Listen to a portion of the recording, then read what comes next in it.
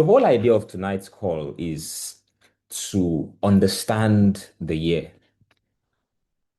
For many of you who have followed me for a while, I used to do a meeting every December, and the December meeting was basically a forecast of the year. So I take time to study trends, study times, study season, study prophetic shift. I mean, whatever you want to call it, right?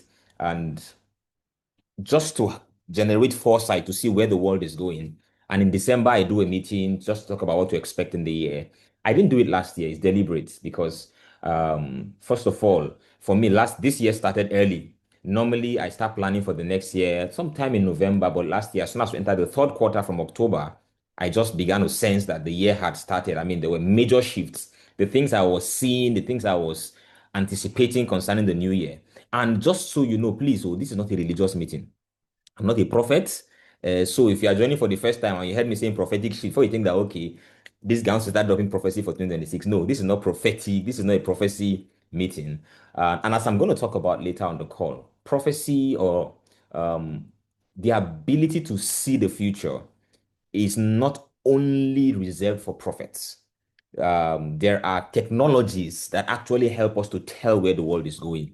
And if you understand those technologies and you have those skills of predicting the future, anybody can tell the future. Somewhere along the call, I think I have one slide that touches a little bit about that. But and the way the world is going, right? The ability to see and know the future is no longer going to be something that is exclusive. It's going to become a necessity.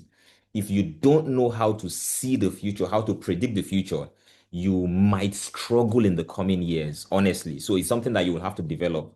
And so, as I took time to prepare for the year, I mean, and just study what was coming, I realized that, oh no, this year, I knew I was not prepared for the year. As at early of third, last quarter of last year, around September, October, I knew that, oh my, what is coming requires a different version of David. And the David that around 2025 could not face 2026 the way he was. I just knew it. At some point, I think I told the guys who work with me, all my team, I told them, guys, where we are going, I don't think I have the capacity for that. So I had to shut down.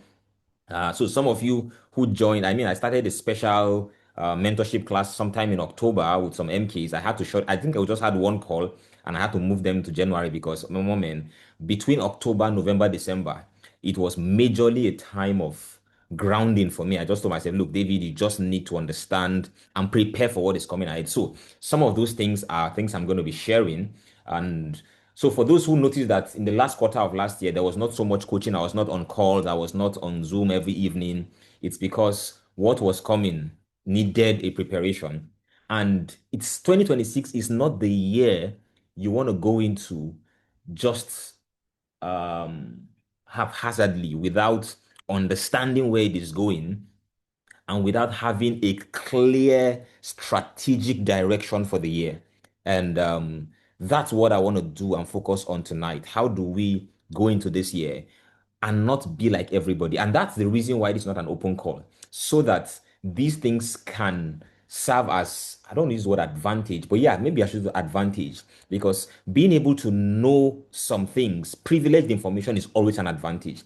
Being able to see things before they come, the major advantage that Egypt had in its day that positioned it to become the world power of its time and eventually become one of the strongest and most powerful civilizations of all time was the ability to see years ahead.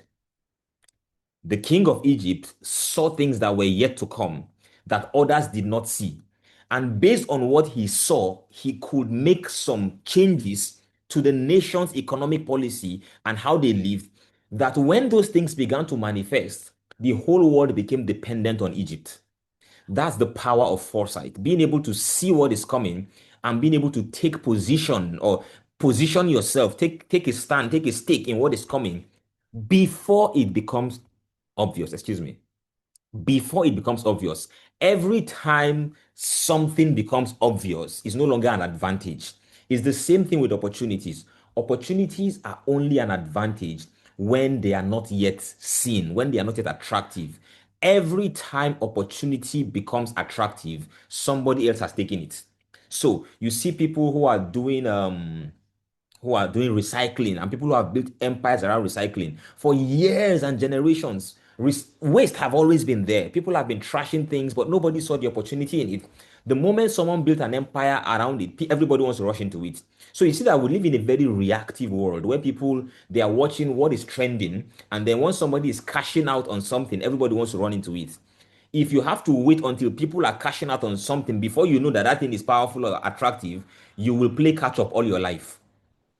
People who are trailblazers, people who lead in industries, who lead in domains and sectors and whatever part of the world, are people who have developed the ability to see things before they become obvious. And that's one of the skills you will have to build, one of the competencies you will need in 2026 and beyond. So, 2026 basically is not a normal casual year. And I know that we say this about almost every year, right? Almost every year, I mean, especially those of us who are preachers or pastors, this is your year, this year is your year. See, this is not about this year is your year. You've heard this year is your year for decades, and which of them has been your year? So it's not about this year is your year. It's about understanding that some years are not normal. Some years come with specific weights, and this is one of them. And this is not, I'm not just saying this as an independent opinion. There is enough research, there's enough data, there's enough, I mean, and like I'm going to tell you, there are ways to tell where the world is going. Sometime last year, I think I recommended one book for my team. I don't know, it was not a public book, but I think I have a copy of that book here, and I recommended it. Okay, Principles for Dealing with the World, Changing World Order. I don't know which of the groups I recommended this book for, but I mean, I know some of you who are always looking for my books. This is one book that I think so. Principles for Dealing with the Changing World Order, Why Nations Succeed and Fail. What this book does, and by the way, just so let me warn you upfront, it's not an easy book to read. It's a very hard book to read because it's not exciting. It's not stories, it's not fiction. It's data, it's science, it's cycles. And some of the most profound books are very hard to read, by the way. And there are some of you who are not yet qualified to read the book. Let me just tell you upfront. If you read it, you won't understand it. Uh, my ear is on the call. Happiness, are you on this call? Let me use you to illustrate something. At least I'm sure that you are used to me now. You know I can put you on the spot anytime. Is Happiness on this call? No, Happiness is out. Okay, sorry. So Happiness is actually on camp right now. She was posted for NYC, so she's somewhere on camp. So I'm sure the soldiers have come to harass her. But I saw her on the call earlier. So when Happiness joined my team newly, she joined us as my executive assistant. One day she came in and said, "Sir, I want to read books. Give me books to read. Give me books to read." And so I told her, in fact, then out of excitement, I gave her some books that I felt, whoa, these books are going to blow your mind. And she read the first one, she read the second one, she came and said, "Sir, I don't understand any of those books." I said, sorry, sorry. I should have asked you some questions before giving you the books. Because you know, right, in life, you need knowledge to interpret knowledge. There are some things, if you don't understand, you will not be able to understand some other things. So don't worry, I'll be toggling my screen back and forth. There are some things if you don't understand some foundations, you won't understand some deeper things. Let me illustrate that for you. In mathematics, you first learn about numbers. You learn arithmetic numbers one, two, three, four, five. Then you learn arithmetic, addition, subtraction, division, multiplication. If you have not learned numbers, if you don't know one, two, three, four, five, you can't learn addition and subtraction. Because if I tell you 5 minus 2, but you don't know what 5 is and what 2 is, you don't even understand the question. So you need to have understood numbers before you know arithmetic. Then you need to have understood arithmetic before you understand equations. Then you need to know equations before you understand calculus. If we take you to calculus, you don't even know quadratic simultaneous equation, you will just be lost. It's the same way there are some books that to understand them, some things need to have been understood. So if you don't have some level of worldview, understanding, and perception, some books will confuse you if you read them. And that's why you don't just take book recommendations blindly. Let people give you, I mean, if anybody is recommending books to you, be sure that the person understands the state of life that you are in, understands your current problems. Because if I give you books for my problem at your own level, I'll just complicate your life.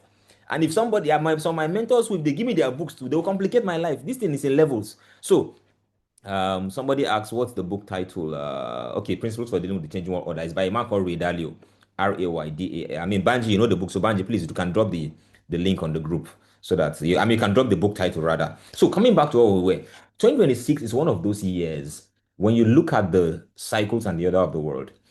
2026 is a threshold year, and I said there is data, there's science, there is a lot of alignment on this opinion, on this position that 2026 holds more implications than many of us realize. And it's not just 2026. Let me clarify that.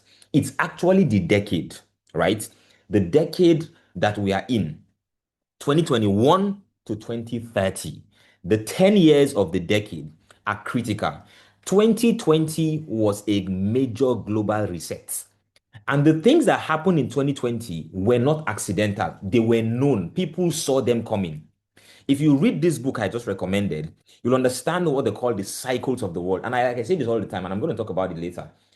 The world runs in cycles. When you understand the cycles of the world, some things stop taking you by surprise. You don't get shocked when darkness falls on your city at 6 p.m. or 7 p.m. So, right now, if you're in Nigeria, it is dark. Are you shocked? By 6 a.m. tomorrow, the sun will rise. Will you be shocked? No, you will not be shocked. Why? Because it's a cycle. This is something that repeats itself over and over and over again. In the same way, there are things that repeat themselves. And if you understand the cycles of life, you can tell when things are coming. So, right now, it is January. We know when rains are going to start falling. We can anticipate it. We know when winter is coming. We know when summer is coming because these are seasons that are cyclical in nature. The problem with us as human beings is that we understand because of the duration of our lives that we have lived for, we understand some basic cycles. So we understand the 24-hour cycles, we understand the 365-day cycles. So anything that happens in 24 hours every day, we understand it. We know that, okay, this is going to happen every day. Things that happen every year, we know them. But there are more, excuse me, more cycles happening in life than the 24-hour cycles. There are things that happen every 100 years. When you understand the cycle and know that this is something that happens every 100 years, and right now we are in the 88th or the 90th year of the last cycle, you can anticipate what is going to come in the next 10 years. 2020 was a global reset. The pandemic was not a surprise, it was known, it was seen, it was anticipated. And even before the pandemic came, right from 2018, 2019, people had begun to tell us that the next decade was going to look like this. That the next decade was going to be a redefining decade in the history of our race, of humanity, of mankind, in the history of times and seasons. 2021 to 2030 was going to be a critical year. And really, the things that have happened since we came out of COVID are unprecedented. The accelerated change we have experienced is scary if you understand what I'm talking about. Before COVID, we did not have AI like we know it. Anybody talking AI before COVID was a tech person. But within those years, I mean, the entire landscape has been redefined significantly, and a lot more is going to happen. But why is 2026 even special? The decade started in 2021. 21, 22, 23, 24, 25, first half. Second half, 26, 27, 28, 29, 30. Meaning this year actually marks the beginning of the second half of the decade. Now, if you thought the first half was crazy, you have seen nothing yet. If you thought the last 5 years, we have seen stuff, anticipate. The remaining 5 years of the decade are going to be like compressed decades, meaning every single year of this remaining 5 years will have the potential to deliver to you what could only have been delivered in like years, maybe like 10 years in the past. So it's if you waste 1 year going forward, guys, it's like you've wasted 10 years of your life. It's going to be difficult to catch up. Have you noticed that it does not take long for some things to just become forgotten? It doesn't take long for somebody who seemed to be ahead to all of a sudden be nowhere in the game. Organizations that seemed like they were leading And then suddenly in 1, 2 years, like, where are they? What happened to them? Individuals who were like headliners in their industries. And within 1, 2 years, you're like, where did they go? It does not take so much time anymore to get disrupted. It doesn't take much time to lose relevance. And this is really, really important. When you understand this, I mean, the Bible says, teach us to number our days that we might apply our heart to wisdom. When you understand the importance of time, you are able to make the kind of changes and necessary decisions that you need to make. And there's one scripture I love so much. Ecclesiastes 9:11 says, the battle is not to the strong, or the race is not to the swift, or the battle to the strong, neither is bread to him that hath wisdom, but time and chance happens to them all. Time and chance. This whole thing called time and chance, it's significant. I gave an example with Egypt. Egypt was an example of time and chance. They under something happened. If they had missed that season. Now, sometimes I used to wonder also, right? We're not sure that the king of Egypt, Pharaoh, was the only person who had the dream that saw the future. Nothing guarantees. We have, I mean, I can't say others saw it, but I cannot also say others did not see it. However, he is the one that we know made it a point of concern. And if he had that dream and woke up and just felt another dream they happen, nothing will have happened. But he knew that this is not ordinary. And he went out of his way to look for answers and look for strategic change. I mean, how desperate would they have been? To the point that the kings, who is that guy that called Joseph again? What was his job? Please remind me, guys. What was the guy's job? That prisoner that was Joseph's friend. Was he cupbearer, right? Was he butler? Butler, thank you. How desperate could the cabinet have been to the point that a butler knew the problem that they were having in Federal Executive Council meeting? Like, to the point that a butler's opinion made sense. He's not in the cabinet technically. This guy is a private staff to Pharaoh, serving him wine and serving him drinks. It means that they have exhausted every possible option. Now, look, anybody, they say prisoner has the answer. Go and bring prisoner. That shows you how desperate the king must have been. That, okay. I know somebody was going to give me the answer. Cup bearer, not butler. Please, Pastor Kelechi, are you on this call, sir? I know I can trust your. Is it butler or cup bearer?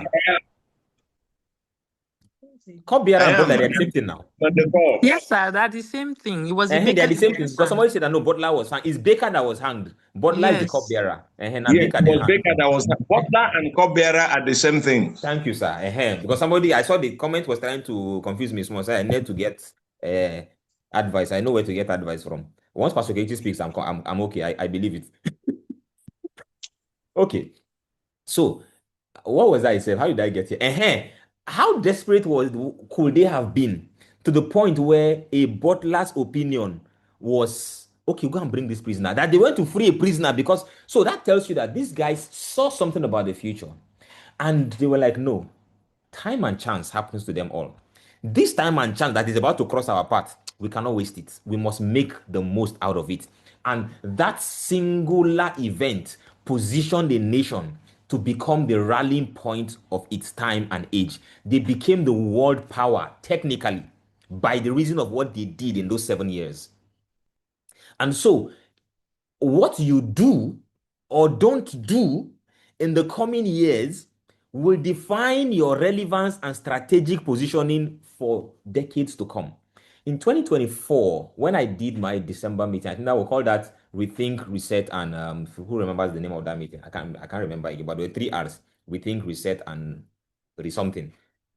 Okay, but when I Relaunch. start relaunch, right? Rethink, Reset, Rethink, Relaunch, exactly. And I remember saying that that meeting was not about the next year, it was about the next 50 years. Some people didn't understand what I was saying. But I think that it's getting clearer now.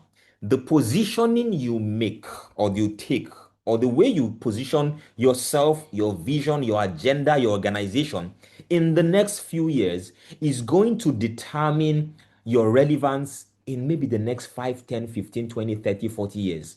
Because time and chance happens to them all, and time and chance is a cycle. Windows of opportunities exist in blocks of history. When people capitalize, or people who are privileged to be alive in those windows of opportunities and who make the most of it, end up making history for generations before somebody else can replace that. So, foresight is critical.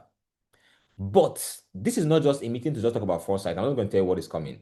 Foresight is only an advantage if you know what to do and have the courage to take necessary action. Meaning you can see what the next 2 years is going to look like. But if you don't know what to do, there's this scripture, the sons of Issachar, they had understanding of times and seasons. So the men of Issachar understood times and seasons and knew what Israel ought to do. Understanding of times and seasons is only an advantage if you know what to do. Pharaoh saw times and seasons in a dream, but he did not know what to do. That's why he needed someone to help him to know what to do. And knowing what to do is also not an advantage if you don't have the courage to do it. Because most times, when you see ahead of your time, when you see what is coming, and you know what to do, and you want to do it before it is time for it, before it becomes obvious, you will always be swimming against the tide. You will be doing something unpopular. You will be taking positions that don't make sense, which is why it requires courage. If you are doing what everybody is doing, you don't need courage. You only need courage when what you are doing has a sense of opposition or uncertainty or is not popular. And so, as you begin the year, I mean, the year has begun already, technically, but as you launch further into the year, you need to run the year strategically. And your strategy cannot be random. It has to be built around the uniqueness of the time and season that we are in. It is your understanding of times and seasons that will determine what is strategic or not. The Bible says there is a time for everything. A time to plant, a time to harvest, a time to kill, a time to make alive, a time to laugh, a time to cry. It is times and seasons that determine the rightness of action. Meaning, in reality, when it comes to actions and things that we do in life, nothing is absolutely right, that this is right irrespective. No. Rightness of an action is dependent on the time and season of that action. Planting is not right absolutely. Planting is only right when you plant in season. If you go to your farm and plant your crops out of season, that planting becomes foolishness. So even strategy only makes sense when you are doing what you should be doing within the context of the right season. So when you want to plan and say, okay, this is how I want to run my year, this is how I want to run the year, it's important that you understand, okay, what is the year about? Before I plan how the year will be, I need to understand what the year is about. Because, guys, 2026 is not the year to chase. It's the year for grounding. It's the year for, I mean, it requires a different approach. When I told you that for me, the last 4 months was basically adjusting myself to fit into the year. But before I even start telling you what to do and how the year should respond, of all of the data and science and anticipation and forecasting and futurism and prophecy that is coming, one word has reoccurred across all themes, and it's the word disruptions. And I'm not using this word in the sense of just, it's one of the abused words that we use a lot. Oh, we're disrupting the tech space. We're disruption and revolutionize. Those two words have suffered in the hands of entrepreneurs. Everybody's disrupting something and everybody's revolutionizing something. Okay. This year, right? Let me give you one. Let me start already. One of the advice that I'm going to give you this year is something I learned from one of my mentors. When you hear a word, don't assume that you know what it means. This year, practice pausing to find out the meaning of a word before you think, because, guys, English is not our language. We were taught English, we learned English, but many of these words come to us in English. Before you jump and conclude that you know the meaning of the word, sometimes take your phone, take Google, and open it and check, what does this word mean? What the times and seasons are saying right now is the word disruptions. And these disruptions are going to come from everywhere. Can somebody just pull out his Google phone? I mean, just Google and just type the word disruption and tell us what it means. Just Google disruption and give us the meaning of the word disruption. Let me see if I have my own. I think I should have one browser open that I can be using to just check things. But anybody has the meaning of the word disruptions there? Yeah, disruption. Can you guys hear me? Yes, just open Google and give us what Google says. Yeah. Disruption is the act, this AI overview though, is the act, process, or instance of interrupting the normal flow, continuation, or structure of a system, process, or activity. Okay. Bros, you know what? Let me disruption. Let me open it and see if I can share it so that everybody sees where I am on this. Okay, Radical so change to an existing industry or market due to technological innovation, or disturbance or problems which interrupt an event, activity, or process. okay, good. So let me just take this one, this first one that comes here. Disruption is the interruption of a process, event, or system, preventing it from continuing normally or as expected. Meaning, whenever you hear the word disruption, first of all, there is something, either a system, a process, an event. There's something there's something, and this particular thing has a way it has been going normally or as expected. Meaning, there is a way things have been expected to run. Excuse me. There are things that we expect to run in a particular way. There are things that we anticipate that this is how they are going to work. And when the word disruption comes, it simply says that this particular thing, the way we expect them to run, something is happening to interrupt the way it is going. Meaning, this ball is coming. By every law of physics and geometry, the ball should land here. And you have stood there waiting for you because you know by calculation this ball will land here. If I stand here, it's sure there's no how I will not catch this ball. A disruption is when something happens to that ball midway that changes its direction and where it's going to land, such that all your calculation and your guarantee that where I'm standing here, I will catch this ball. Because of a disruption, suddenly you no longer have the ball.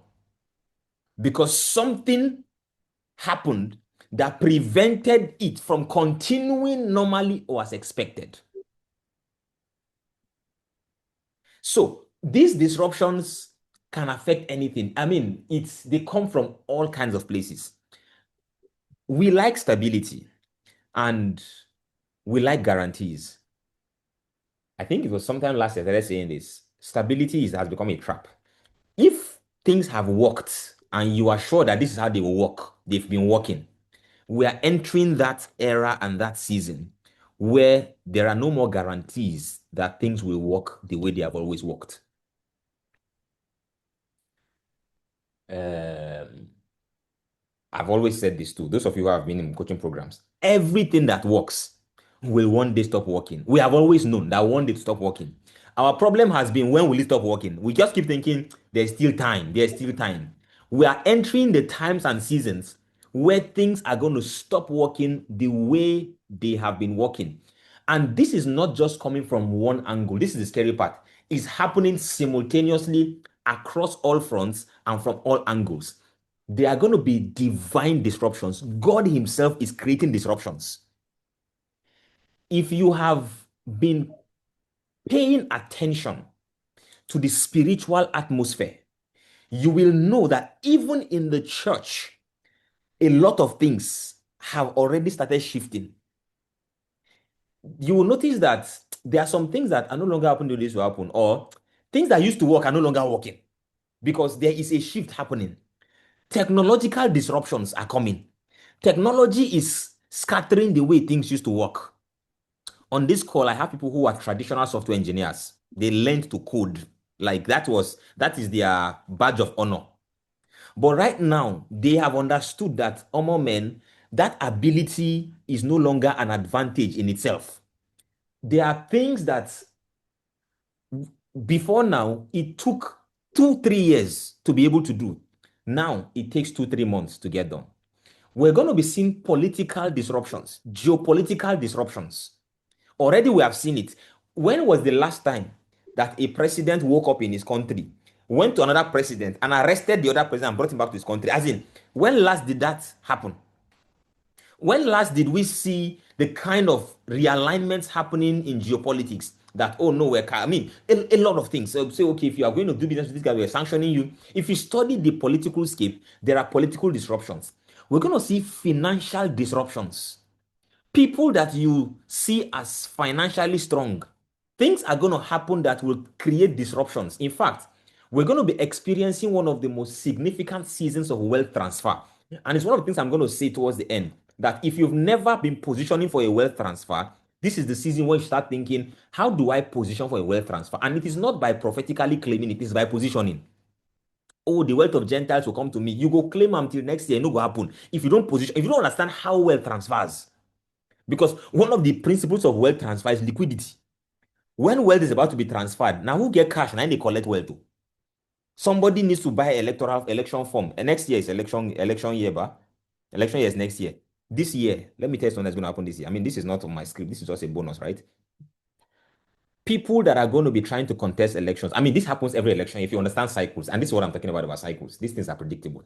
In Nigeria, every year before election, we see massive, quiet, silent wealth transfer because people begin to sell properties. They begin to sell assets. Many of these guys who are political people, they are low on liquidity but heavy on assets. They have buildings, they have properties, they have stuff. Because they need cash for campaign, they will start selling buildings at ridiculous prices. Now, who get cash? They buy them. They know they sell them on credit at that point. So if you are positioning for wealth transfer, you need to begin to build your liquidity base and position for the time when these are going to come. When I say understand the cycles of life, if you understand the cycles, you can predict things. You can know what is going to come. If you have cash, don't worry, keep your cash. You go cash out this season. Wealth will come because a house that normally costs 300 million, the guy will say, just give me 120 million and collect it. I mean, because he needs cash. In fact, if you do give it too much, 80 million, you go collect and give your house. Because those are one of the things. But when I'm thinking about disruptions, we're going to see things scattering, things changing, things shifting. Normal order of events are going to get scattered. And by their very nature, disruptions are heralds of opportunities. Every time there is a shift in the way things happen, it creates opportunity for somebody else who is positioned where the thing is shifting to. So, like I said, I gave the analogy of the ball. A ball is flying here, and I'm positioned to catch it, and something changes the trajectory of that ball. That ball simply goes to somebody else's position. So somebody else eventually gets that ball. By their very nature, whenever there are disruptions, new opportunities show up. So we're going to be seeing a reshuffling of orders and structures. People are going to be taken out, people are going to be taken in. I mean, if you've listened to the work of someone like PK or Lakunle, for example, there's something PK has been saying for the last maybe 8 years. I mean, he's one of the key voices who have been predicting these changes in times and seasons. He has predicted it since like 2017, 2018, has been saying these things. And I'm everywhere. So if you follow futurists and any other futurists, there's something he always says. He says something like, well, we're going to see the fading of voices that be and the rise of new voices rise of new voices, right? We're going to see the rise of no-name boys and girls rising to prominence. Now, we have heard him say those kind of things.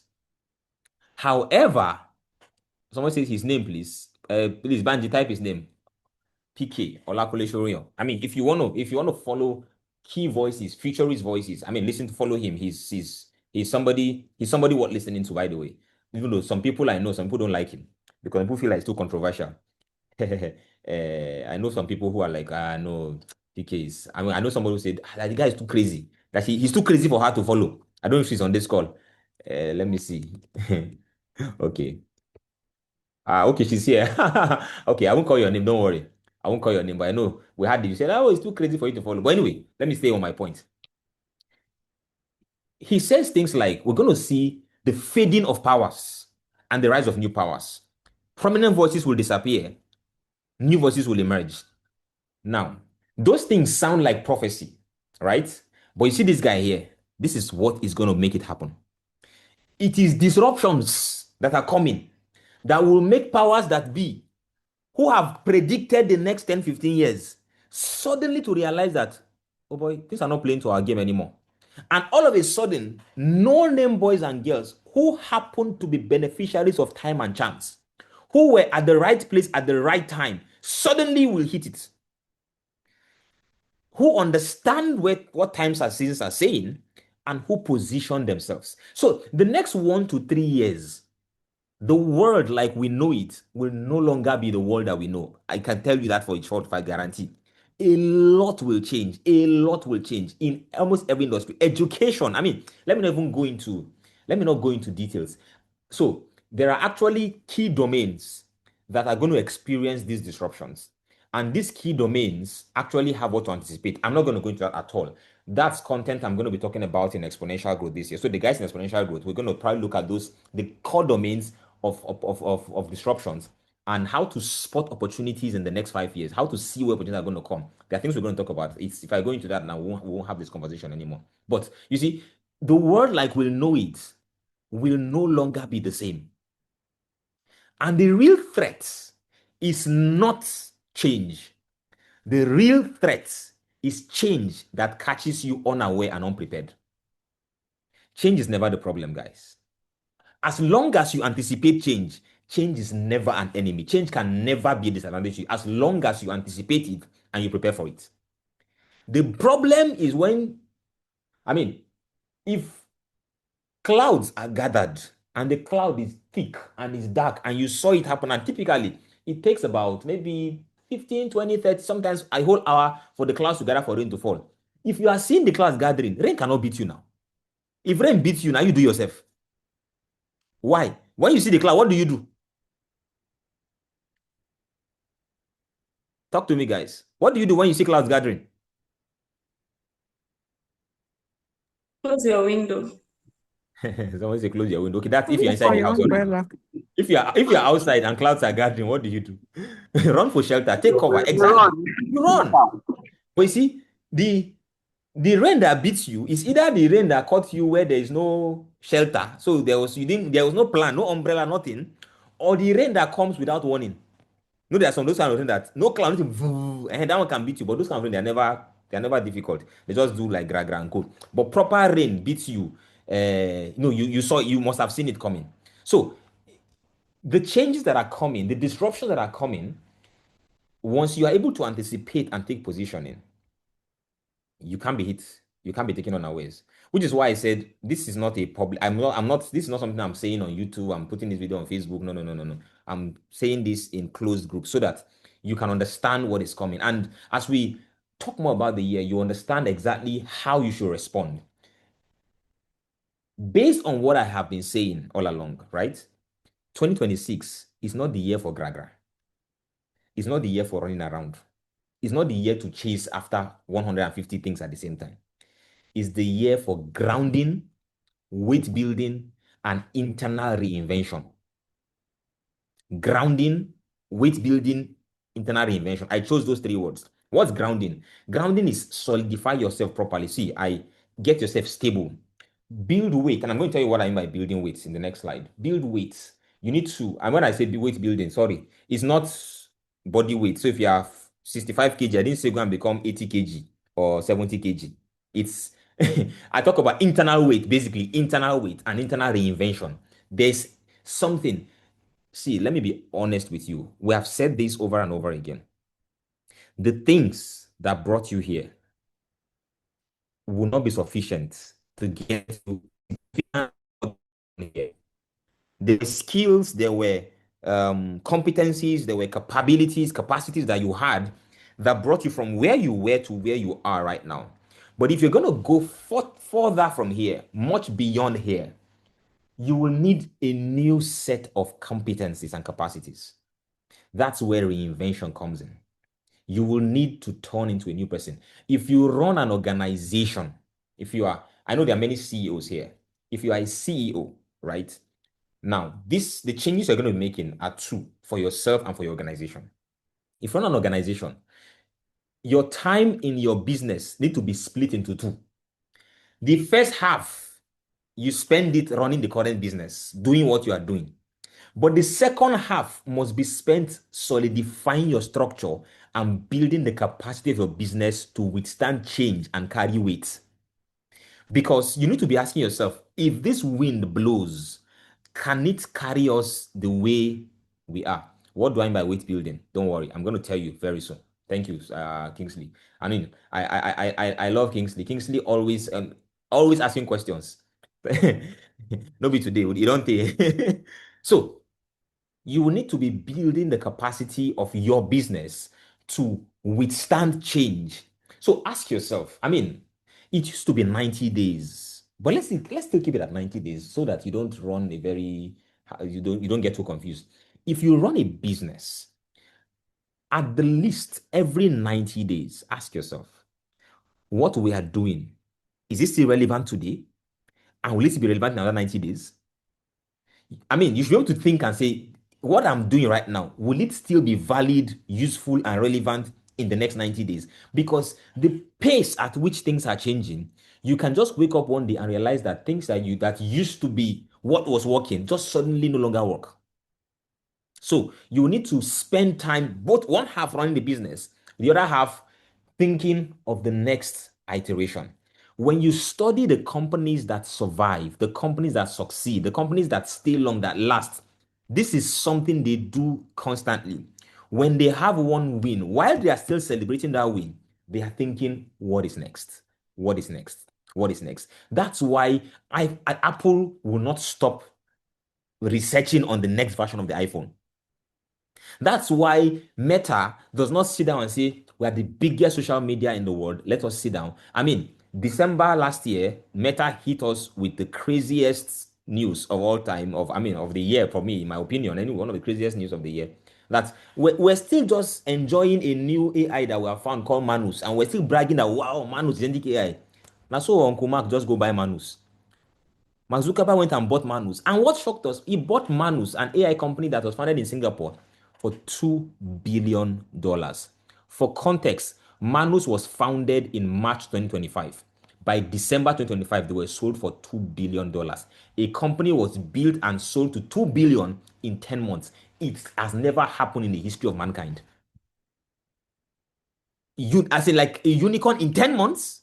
I mean, when I'm telling you that the things that we're going to see in the next few years, and these guys had seen that, oh man, if we sit down here, these boys are going to do something. So we have Meta AI, we have all of those things. And so if Mark thinks that, well, I figured out AI too, new boys are coming on the chip. And so we're seeing those disruptions coming. And so you must be asking yourself, can my company handle the change that is coming?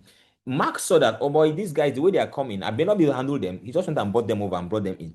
And since he bought them, crazy things have been happening over there, Manus. And if you are watching the trends and stocks in the last maybe 1-2 weeks, Facebook stock has been shooting up. So if you are to the shareholding or stock buying thing, go and check Meta stock and see what has happened in the last 1 week. Their stock just suddenly stabilized and started going up. Anyway, I'm not a financial advisor, so don't take my financial advice. Go talk to your financial advisor. I don't advise you to buy stock before you go and say I told you to buy Meta shares and then whatever happened. But I'm just telling you trends and trajectories, how things are happening. Spend your time building capacity in the coming years. And this is why. Because in the coming years, there's going to be a lot of wind blowing and a lot of opportunities that will manifest faster than you have the ability to prepare for them. Did you get that? Opportunities are going to manifest faster than your ability to prepare. So the only persons who will maximize them are those who have prepared before the opportunity came. If you wait and say, well, when it comes, we'll prepare for it, nah, you're not in the game. So the only opportunity that will be taken by those who it meets prepared. And as an individual, this is where I'm going to focus actually. I'm not talking mostly to businesses today. If you're a CEO, we know where we meet. One of the programs, Exponential Growth, is where I mostly meet with CEOs and people who run businesses. But as an individual, this is the year where your primary effort needs to go into building capacity and formidability. Excuse me. Two things, capacity and formidability. I'm going to talk about both of them. Meaning, I know we've been talking about personal growth, personal growth, personal growth. And maybe you did personal growth. You took personal growth serious for the last 1 year, 2 years. Maybe you did PGA in 2024 or in 2025. You say, well, I've done personal growth. Let me just tell you upfront. The growth that has brought you here cannot take you further. I said this in most of my meetings last week. I attended Recalibrate. I said it. you cannot stop growing. There's something called the Peter principle. Meanwhile, if you've not bought Life Recode, my book coming out, my book, which is, I mean, the printers, I spoke with them yesterday. They're tidying that up. Life Recode will be out in less than 1 week. If you've not bought my book, Life Recode, please go and buy that book. Somebody is here to drop the link. But I mean, it's a book you need to buy. It's a book you need to read. But I talked about something called the Peter principle in that book. I won't talk about Peter principle so that I don't get distracted. Go and buy the book. But the Peter principle, no, let me say it so that it will make sense here. Is the idea that whenever you build competence, your competence creates new growth for you. But that growth creates opportunities or brings you to a place that puts you in a room or in a zone of new incompetence. So you are a teacher in a school and you took courses and built capacity and you became the best teacher in the school.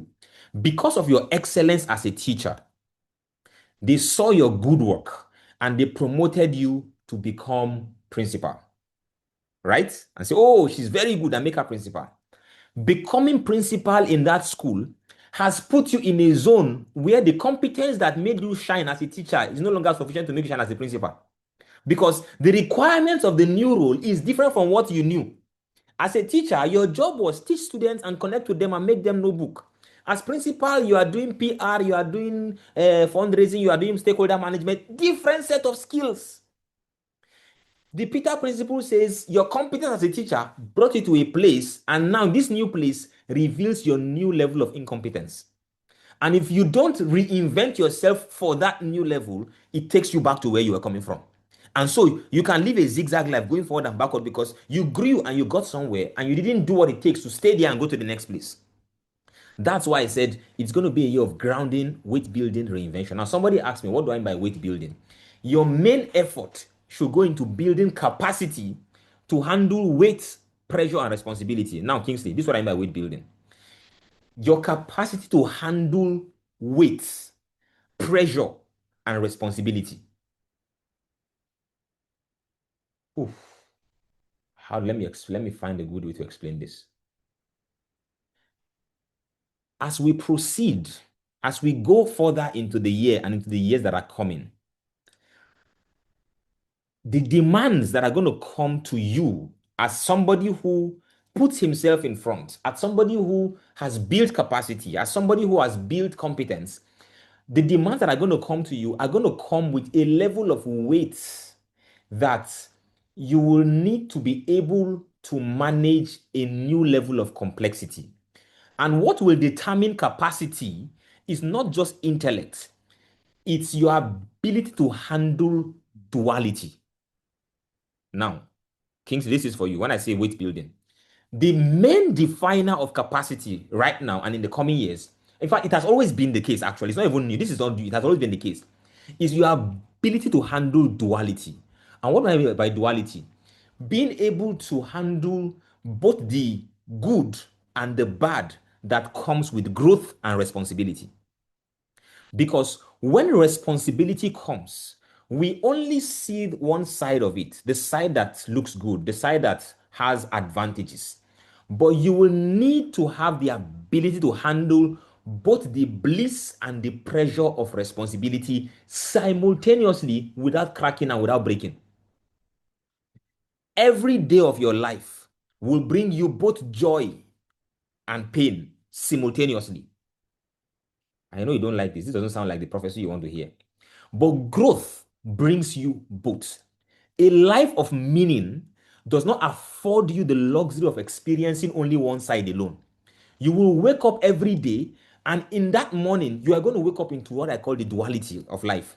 There is something exciting you, and there's something making you sad at the same time.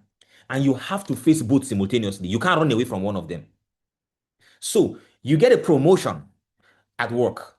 Promotion comes with, oh, fantastic, testimony time. I got promoted. It's a bigger job, it's a higher pay. But that promotion comes with more pressure, more workload, sometimes more complexity. You now have to be in the eye of controversy. You have to be working with people you don't like, people who hate you. You're going to attract enemies, you're going to attract antagonists from all sides. That is something you will have to live with. So you cannot want the joy and don't want the sadness. You cannot want the happiness and don't want the pressure.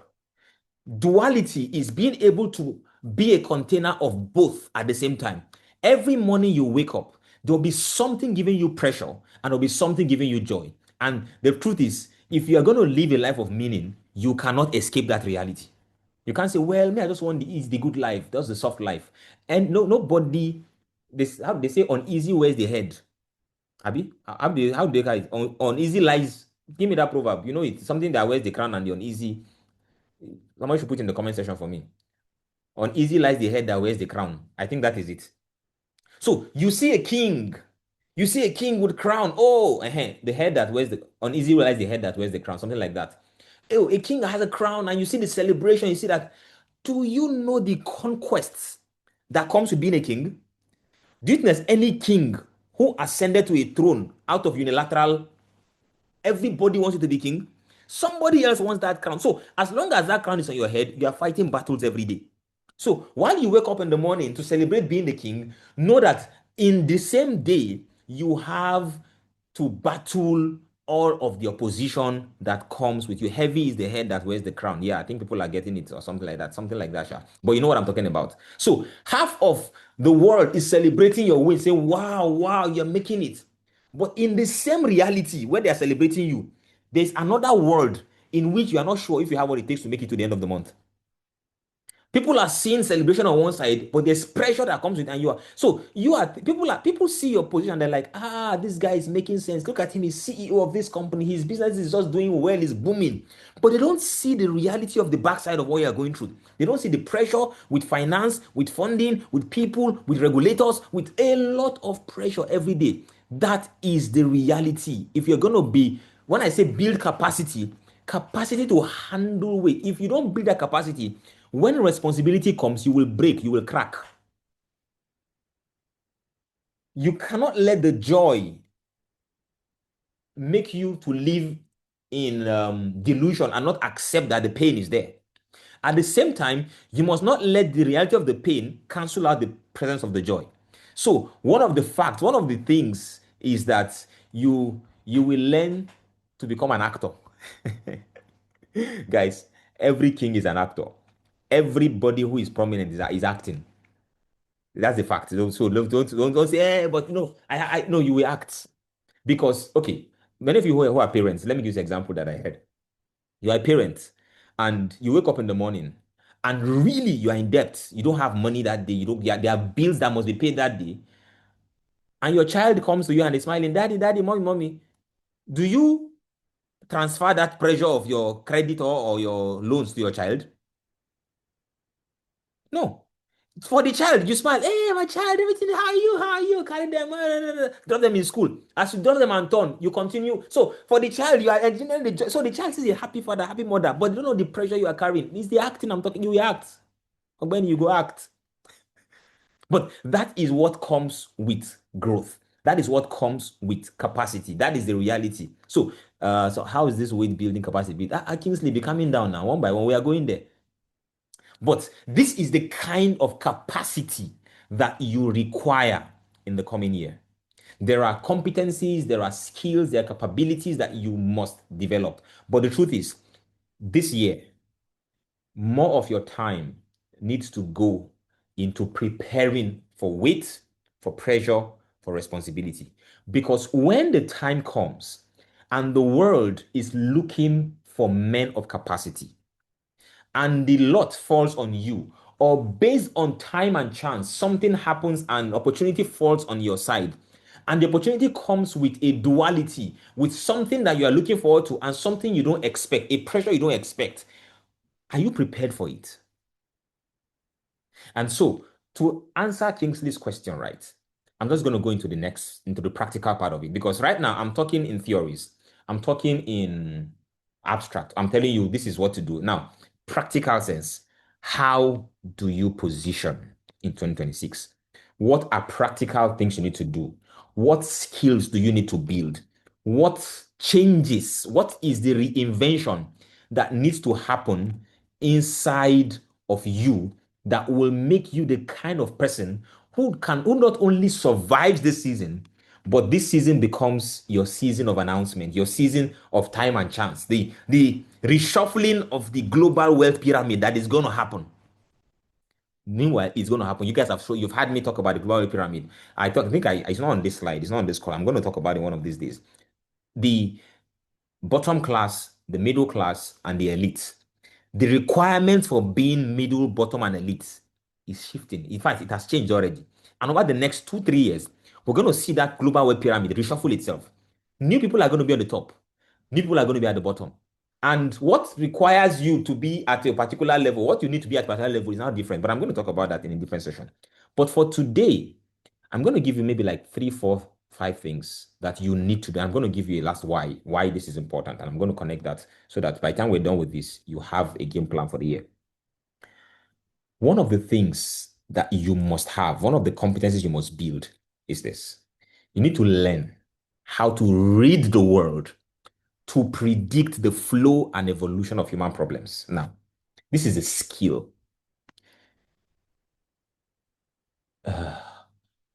How do you know, some of us have lived our entire lives being so myopic. When I say myopic, we think in a very small cycle. We think about just your city, just your industry, just your local government, just your state, a very small space.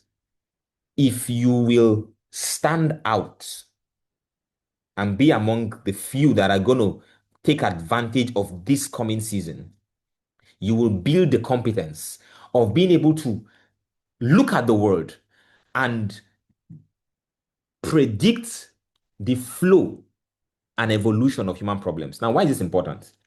Because in the coming years, you see artificial intelligence. Now, I didn't even add that on my list today because I think at this point, we should no longer be encouraging you to learn AI. I had said this in last year. Whatever you do, learn AI. You don't learn AI, you don't understand AI, just sorry. In fact, so you know, the bottom of the pyramid, the new bottom of the pyramid, are the guys who compete with natural skills alone. Anybody who is coming to any industry and the only thing you bring are your natural competencies, you will naturally find yourself at the new bottom of the pyramid. The new middle class are going to be guys who are competent AI users, the guys who know how to use AI at an elite level. They will be the new middle class. The new top class are not even going to be the technical guys. They'll be the guys who understand human problems and know what human problems are worth solving. That is what is going to determine where you go next. People who can see the world and say, the way the world is going, this thing is going to be a problem in the next 2 years. And before it becomes a problem, you've taken a position around it. You've built a solution and you're just waiting for the world to see that problem. The way the world will run towards you, even you, it will shock you. And that's why when I say build your organization to handle growth and capacity, to handle weights, because if you do these things, it's just a matter of time. You will be inundated with demands and requests.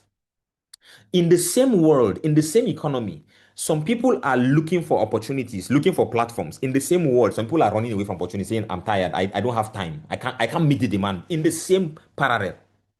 What is the difference? Some people understood and positioned. Others are saying, how did you guys get there? So the only skill that will be more important than artificial intelligence will be your ability to read the world and know what problems are worth solving. Because see, guys, right now, AI can build anything. AI can design anything. AI skills are a requirement, but being able to build is not going to be sufficient. Knowing what to build is more important than being able to build. So, yeah, you can learn AI, you can learn AI, and still end up building a solution, but without foresight. And why is it shocking you? Being able to build is good. But you see, when I say that, being able to build, you know what it's going to do for you? It's going to put you in the new middle class. You are still not going to be at the top. Because you will still be building solutions to problems that no longer exist or problems of the past. So now you have AI and you can build any app within months with AI as a single solo engineer, right? No problem. But what app are you going to build that the world is going to need? How do you know what to build that the world needs? That's the skill I'm talking about. And that skill comes from being able to read the world, being able to predict the future. You must have the ability to see ahead. You can no longer depend on third parties. Oh, for a long time, the world depended on futurists. So, like, okay, like now I'm doing this call now, and you are here listening to me, trying to tell you what is going to come. You will need to learn whatever I am doing to see where the world is going. You will need to learn them so that you can see, so that if I don't do a meeting in 1 year, you are not stranded. If PK does not do meeting, I mean, I can start calling all the futurists. If they don't talk in the next 1, 2, 3 years, you can see things for yourself. You can tell that no, no, no, no, no. One, one, one. This is where the world is going. And you can position. It's a skill you will have to develop yourself. And I told you I was going to just give you a single slide. How do you see the future? How do you build foresight? How do you tell what is coming? Very simple. There are three things. If you have these three things, you can tell where the world is going. I've taught this in a few circles. I'm not going to spend so much time on it. But you see, number one is history. And I've talked about that. History is merely repetition. Ecclesiastes chapter 1, verse 9, 10, and 11, right? Does anybody have that for us? Ecclesiastes chapter 1, verse 9, 10, and 11, where it says, there's nothing new under the sun. Hmm? Everything, I mean, does anybody have a Bible there to quickly show us that? Or let me just open my other browser and probably pop that up. Ecclesiastes 1, right? Ecclesiastes 1, 9. Okay, let me open. Okay, let me open one of these Bibles so you can see it. Good. What has been will be again. What has been done will be done again. There is nothing new under the sun. Do you see that? What has been will be again. What has been done will done again. Now, we didn't just discover this. This has been there for thousands of years. This was written in Solomon's time. The man has sat down, he studied life and said, look, nothing new is happening. What has been, yes, today, this right now, if you're in Nigeria, at the time of this call, it's about 8 p.m. 8 p.m. was yesterday, and 8 p.m. will be tomorrow. Nothing new. We're simply repeating itself. There was January last year, there will be January next year. There was winter last year, there will be winter next year. It is simply a cycle of repetition. Give me the next verse. Is there anything of which one can say, look, this is something new? It was here already long ago. It was here before our time. We are the ones who are just seeing it for the first time. What we call new is simply old happening to new people. So what you are saying, hey, this is new. You are the new person that an old thing is happening to, so it is new to you. Anybody who has seen the future, who has studied history, can tell. No one remembers the former generations, and even those yet to come will not be able to remember, will not be remembered by those who follow them. Meaning, this one that we are celebrating, our children coming, our grandchildren, we think that whatever has happened to them is new. The same things. Check fashion now. Have you ever seen your grandfather's picture? Have you seen the way fashion goes? There was Afro, then we went back, then go back to Afro. There was baggy, we'll go to slim, go back to baggy. These are just cycles. So, what am I saying here? If you want to see where the world is going, learn to combine hindsight with insight. Meaning, history with thoughts. Study history and bring your mind to it and say, okay, how does this affect? I don't know if I have that cycle. There's one particular image, the global financial market cycles. The financial markets have actually been oscillating in a cycle for a long time. If you study that cycle, you can almost tell where. Okay, let me give me a second. Let me see if I can find that particular image. Global financial markets cycle. I think it's in images. Okay, no, I can't find. I've not seen it. I think I'll look for that. I mean, if somebody can find that and put it somewhere for me, there's this particular cycle that shows you in years. I mean, they put years and they tell you, okay, this is when buildings are going to come. Beautiful, beautiful, beautiful. I found it. I found it. Good, good, good. So look at this. Look at this. I wish I can find a very good high resolution one. among this. Uh, let me see how big this will be. Aha. Years in which panics have occurred and will occur again. Now, can you see this? The years in which financial panics have occurred. See, from 2020, from 1927, where does it go to? 2053. So you can see, so these years are years of panic. The ones up are years that financial panic happens. The ones at the bottom, years of good times, high prices, and the time to sell stock and values of all kinds. This one down here, years of hard times, low prices, and a time to buy stocks, corner lots, good etc., and hold on till the boom reaches the years of good times and unlocked. Shorting, say if this can watch it closely. Meaning, as you can see times, where are we right now? We are somewhere, where is 2026? Here, right? So we are somewhere around here. So what does 2026 say here? Years of good times, high prices, and a time to sell stocks and value of all kinds. I mean, if you study this and really read information about how to interpret this. When I said hindsight with insight, now don't just look at this and think you understand it. You need to now sit down and actually apply insight. What are the meanings of these numbers? What do they mean? What does good times mean? What does sit down, study history? Guys, when you study history, when you actually look at what is happening, has happened in the past, you can tell what is coming. You can tell. Somebody says one Gen Z was arguing with me that Nigeria never used scratch cards to recharge their phones. He accused the poster of poor AI image of MTN and Glow scratch cards. Can you imagine? So somebody posted image of scratch card, and the Gen Z said that no, that this is AI image because they didn't see scratch card. Don't worry, we'll get back there. You see the scratch card, it will come back.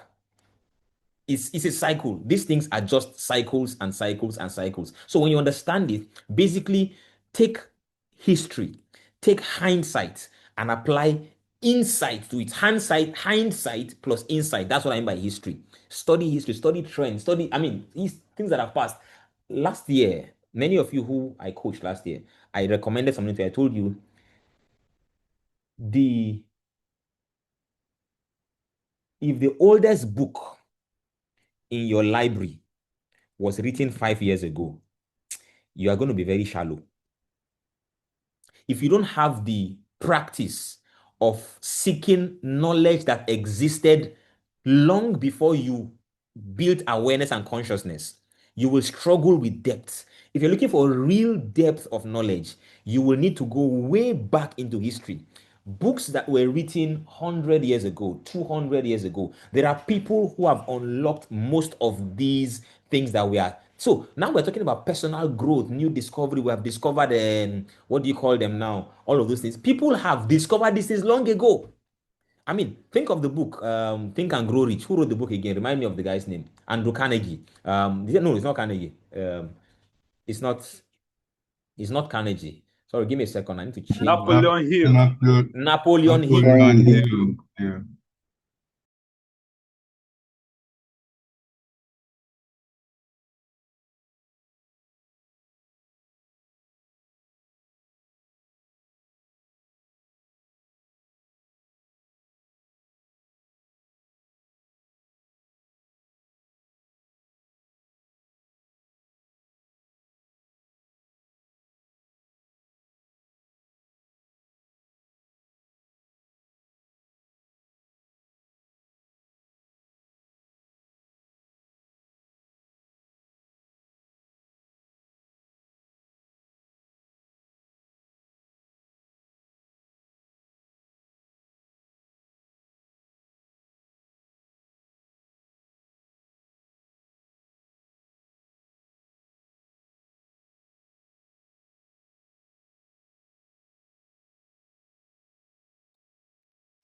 Sorry everyone. I think he's having a connection problem right now, but it will be sorted shortly.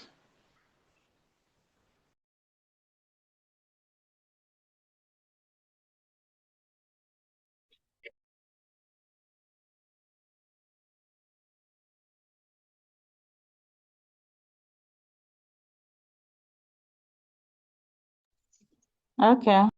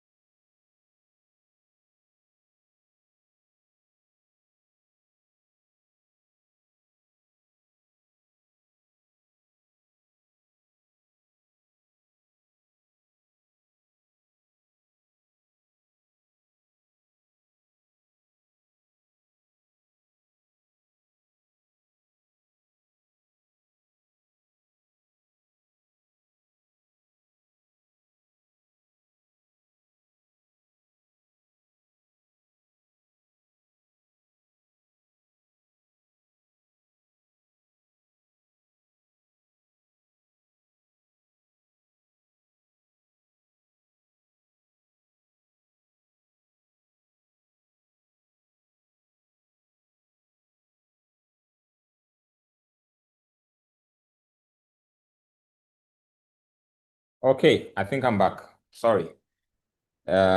So it had tried to switch my network for power's sake, and then yes, thank you, thank you, thank you. Sorry for that break in transmission.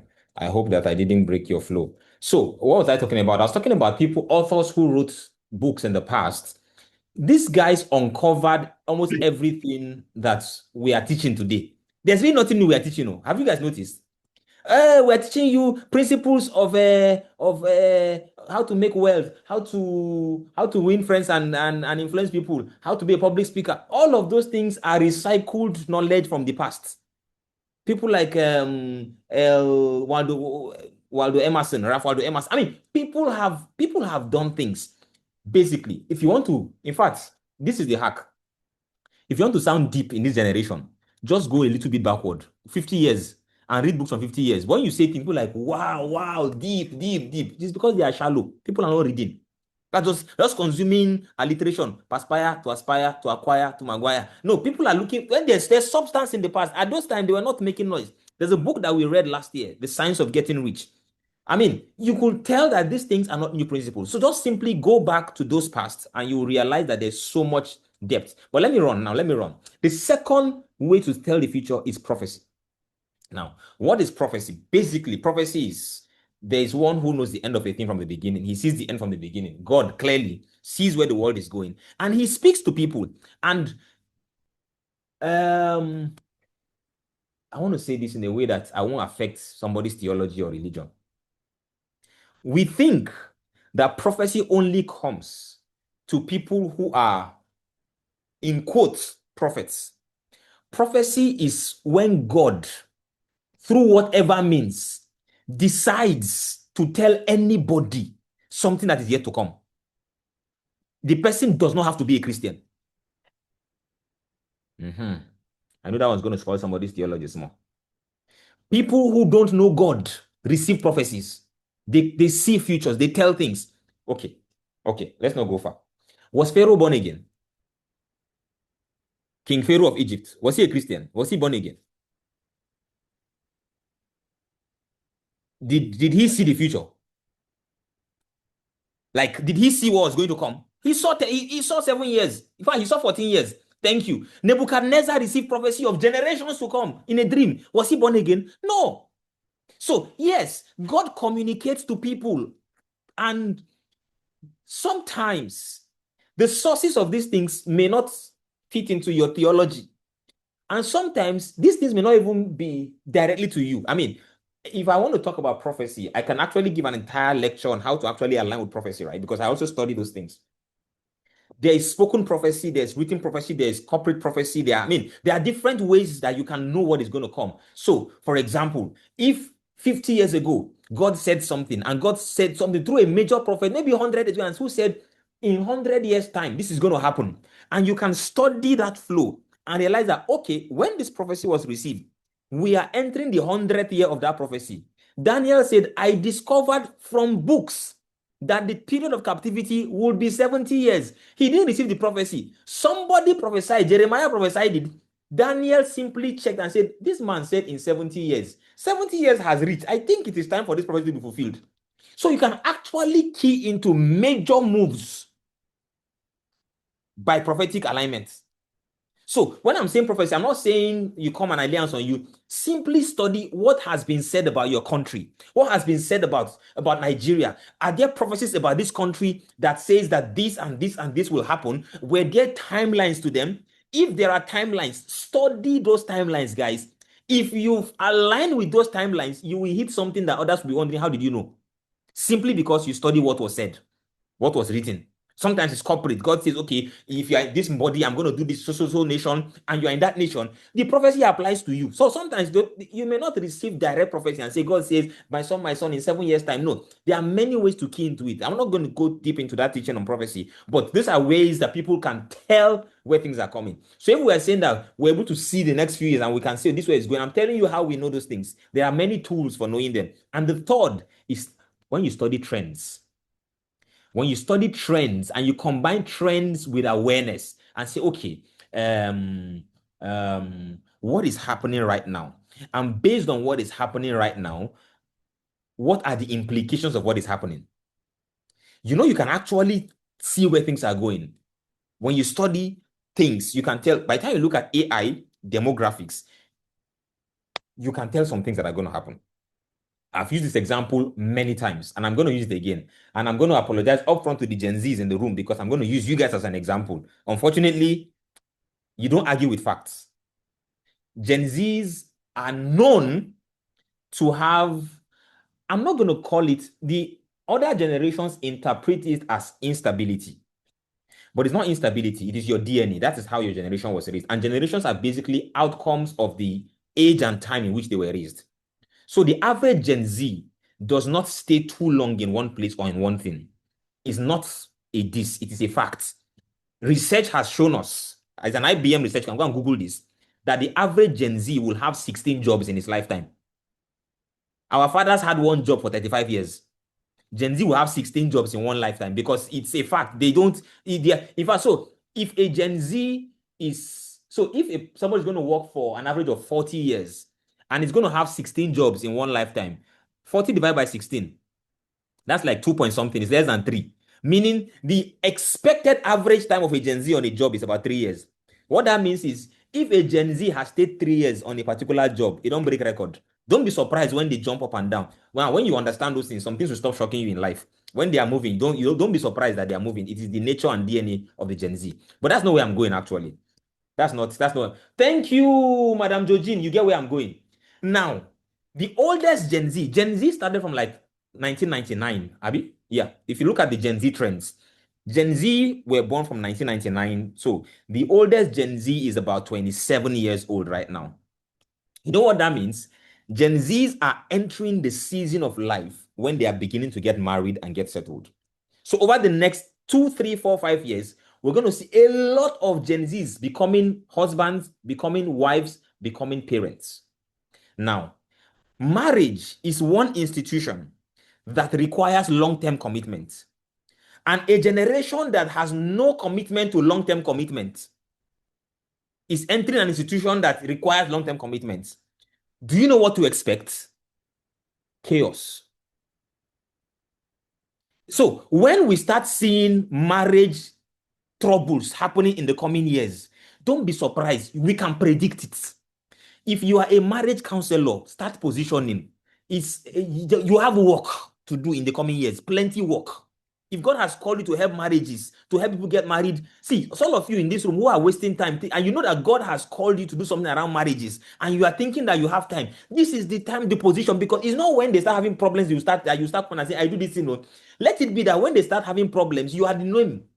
They already know that this is the person. People tell them, no, go and meet Pastor Kelechi. He's the answer. He has the answer to your problem. You know yourselves on this call. So I'm telling you that these are things to anticipate. If you study trends, you can tell things that are going to come. That's what I'm trying to just use that as an example of trends.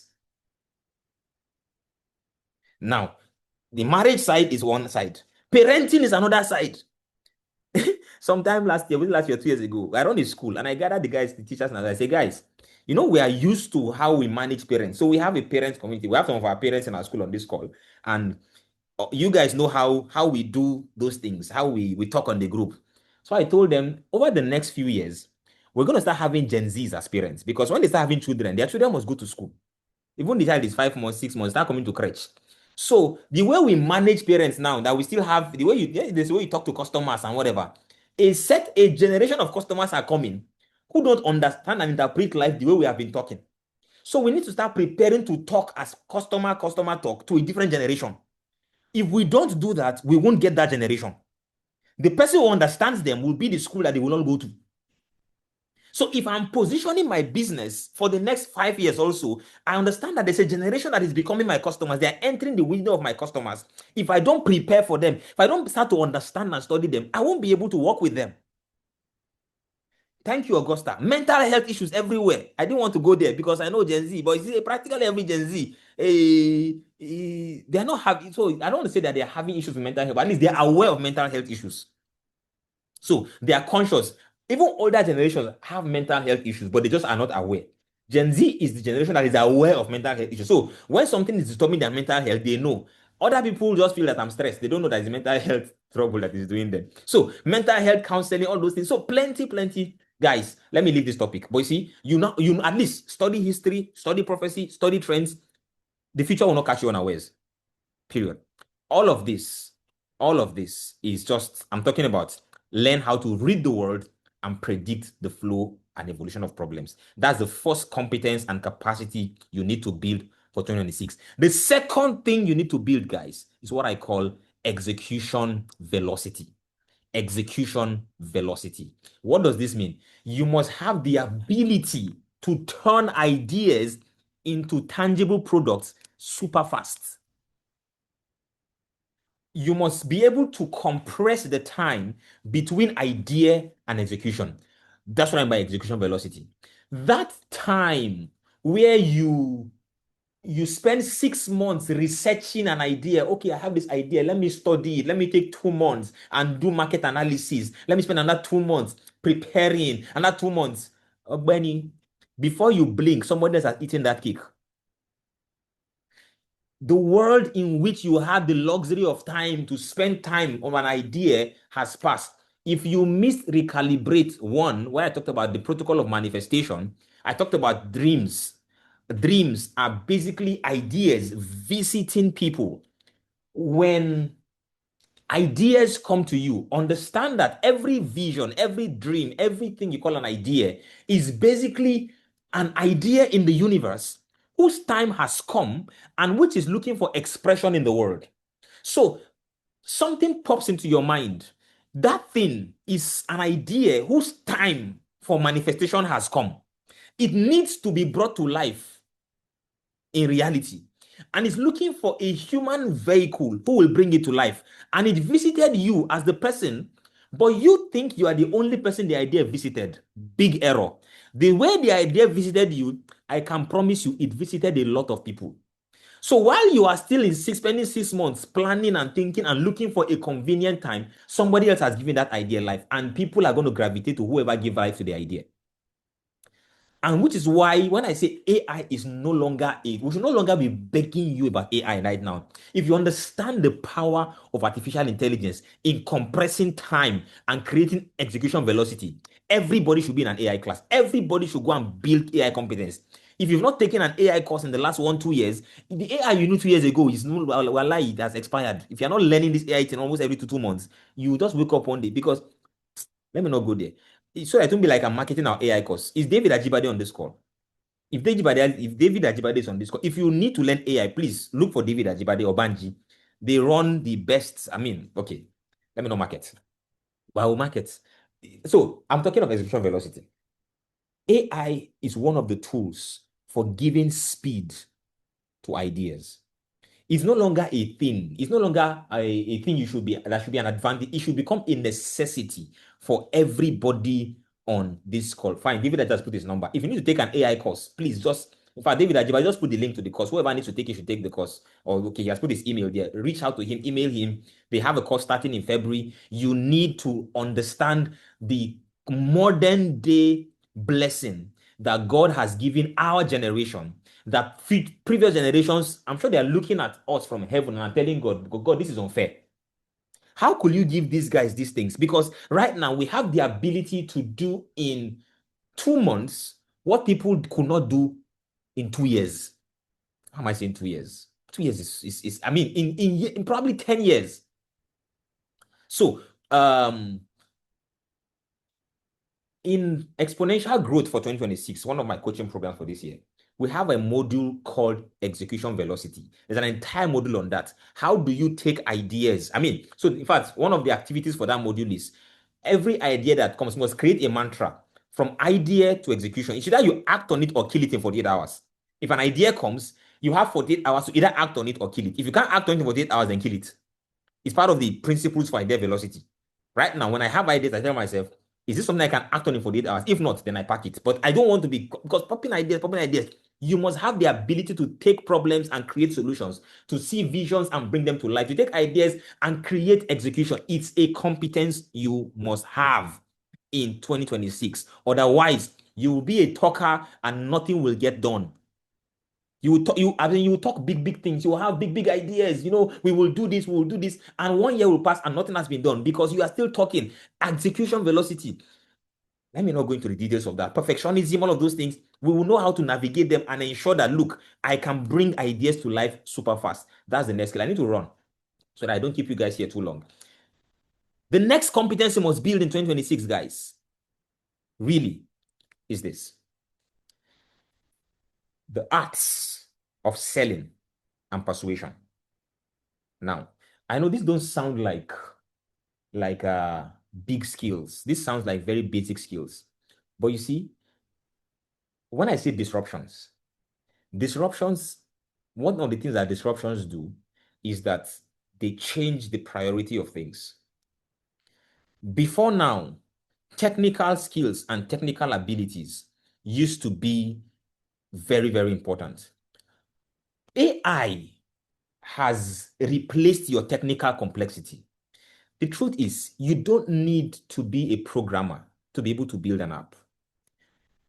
It sounds like I'm demarketing tech guys, but it's the fact today.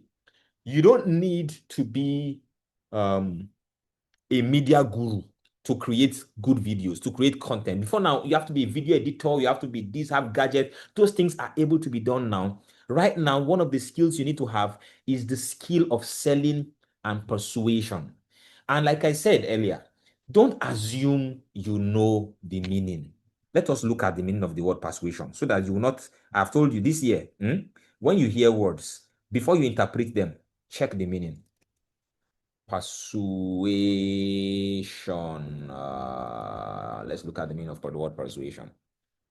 Good. Look at that. Persuasion is the process of influencing, motivating, or changing an audience's attitudes, beliefs, or behaviors through spoken or written communication. Look at that. So there is an audience. There are people, whether they are customers or they are staff members, or it's a husband, or it's a wife, or they are your children, or they are your church members, but there's an audience. And your job, your goal is you want to alter, you want to influence, you want to change, you want to motivate these people's attitudes, beliefs, and behavior. And your tools for doing that is communication, whether written or spoken. That's the art of persuasion. In 2026, it is a non-negotiable, guys. You cannot afford not to be persuasive. Otherwise, you will not have the capacity to push an agenda, promote a vision, or sell an idea. In a world where attention has become the most scarce commodity, guys, in fact, check the meaning of the word selling too. Check I explained persuasion. Check selling. Because when we hear the word selling, you think it's transaction. Selling is basically, let me know, but open it on your own side. The whole idea of selling is still convincing. The word to sell means to convince. That's why when you finish talking to somebody, he says, I'm not sold. When I say I'm not sold, what does Jesus say? What does he mean? I'm not sold. You didn't sell me. You didn't sell me. What did he mean? I'm not convinced. I'm not convinced. Okay. Thank you. I'm not convinced. I'm not sold. So I'm not talking of selling of transaction. The ability to sell a vision, sell an idea to both individuals and to the world. If the world will gravitate around your vision, around your ideas, this is a non-negotiable skill. You must be the kind of person who is good with words, good with writing, communicating ideas. And I'm not just talking about AI-powered writing. So AI has made things simple. But you see, right now, tell me the truth. You read things online. If they sound too impressive, you already start telling yourself, if it be AI where they use right time, if it be ChatGPT. So the world is gonna look forward to hearing you. Right now, when you send me a letter or a proposal, I'm not sold. I want to get on a Zoom call and hear you. If you don't sound like what you wrote, already for me, red flag. So yes, AI helps us to write impressively. Guys, you need to learn to communicate impressively. You need to learn to communicate ideas with simplicity, with clarity, with passion. It's a skill that you don't have the option of not knowing how to do. You cannot say that, hey, but me, I'm not a speaking person. That era has passed. You go become speaking person. You have to become speaking person. Because people will not gravitate around your ideas because they like your face. You will have to learn how to command credible and voluntary attention. Attention is because everybody is scrambling for attention from UEFA Champions League, Premier League, Netflix. Everybody wants attention. You too, you want attention. You have an idea that the world needs. You want to show the world. How will you convince people to pay attention to what it is that you have created, that you are building, that you are positioning out there? You cannot lead, you cannot influence, you cannot build anything significant if you don't build these skills. So one of the things I wrote here, I said, you must become dangerously articulate. If that helps you make it clearer, dangerously articulate. You must be able to get an audience and transmit ideas with clear articulation. If you've never taken your public speaking and presentation serious, 2026, you have to do that. You have to do that. And let me not also take chances here. Let me do what I did earlier also. No, okay, sorry. What's the meaning of the word articulate? Because before when I say dangerously articulate refers to the ability to speak, write, or express ideas clearly, fluently, and effectively. When I speak, write, express ideas, look at it. Whether you're talking or you are writing, at least be able to express an idea with clarity, with fluency, and effectively. What determines effectiveness? That they understood what you are saying. So you will need to be able to speak to people or communicate something in a way that they understand. In simple terms, if you have 5 minutes to convince an audience on why they should believe in what you believe, whether you're a preacher, whether you are a marketer, whether you are a founder, whether you are a coach, whatever it is you do, you must be able to show people why they should come, why they should follow you, why they should believe you. And when you have 5 minutes on a stage, if you understand something now, right, time is very, very scarce. People no longer have the benefit of giving you 40 minutes, 1 hour, unless they trust you to a level. It's not everybody that you sit down and listen to for 1 hour. As in, there has to be a level of credibility and trust for you to command, which is why when I do this call for 2 hours and people come, I don't take it for granted. I know that, okay, there's something, and which is why I also don't come to these meetings just to come and be telling you, if I was on this call and for the last 1 hour, I was just telling you, you think, you'll have left here since. You will have left here since. Anybody, if people are going to sit down and listen to you, guys, you must learn how to communicate in 2026. These are some of the not so popular things because we are going back to that time where people are looking for these skills. People are no longer going to be overimpressed by well-written AI-generated content. They're going to say, okay, let's jump on a Zoom call. And they want to hear you talk. Just want to listen to you speak. And when you get on that call, that's not when you start doing actually, and you are using filler words. Learn dangerous articulation. 5 minutes, kill it and get out of there. Let them be unable to forget what you said in 5 minutes. If you have 2 minutes to speak, that's not when to go to the mic and start babbling. Get on that microphone and nail what you came to do and get out of there. They fear you. People like, who is this guy? Who is this lady? And I can tell you, this thing works. If you're a CEO, if you're a founder, you're building anything that demands the attention of people, see, go and learn this skill. It has been a game changer for me as a person in many cases. I have flown to countries where all I had was 5 minutes. Everything, flight ticket, hotel, was bet on 5 minutes. And I told myself, if I hold that mic for 5 minutes, by the time I'm done, I'm just going to stand outside and I need people coming to queue to get my number. And so I can't bet that kind of money, that kind of time, that kind of energy. And I know that I am paying for 5 minutes. Now sell, I go sell market too.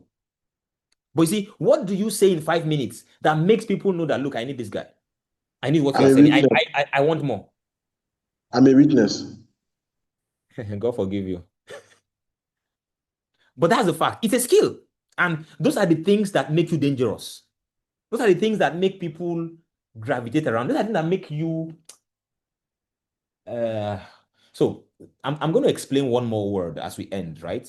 The one more word, which is actually the focus of 2026. For those who are not doing like PGA, if you're just coming to PGA newly, you're just coming freshly, we'll put you in PGA first. For those who have done PGA, you have done other things, and you're thinking, what is next? Exponential growth for this year is totally different from what we did last year, because this year is different from last year. In fact, so exponential growth is my elite coaching program for people, not everybody. In fact, people have applied and said, I want to come. And I spoke with them. I said, no, you're not qualified to come. So it's not everybody who comes to exponential growth. You must meet a requirement. You must be doing something meaningful, because you can't amplify nonsense. There must be something that makes sense if you want to give it amplification. Last year, we did a different set of algorithm and curriculum.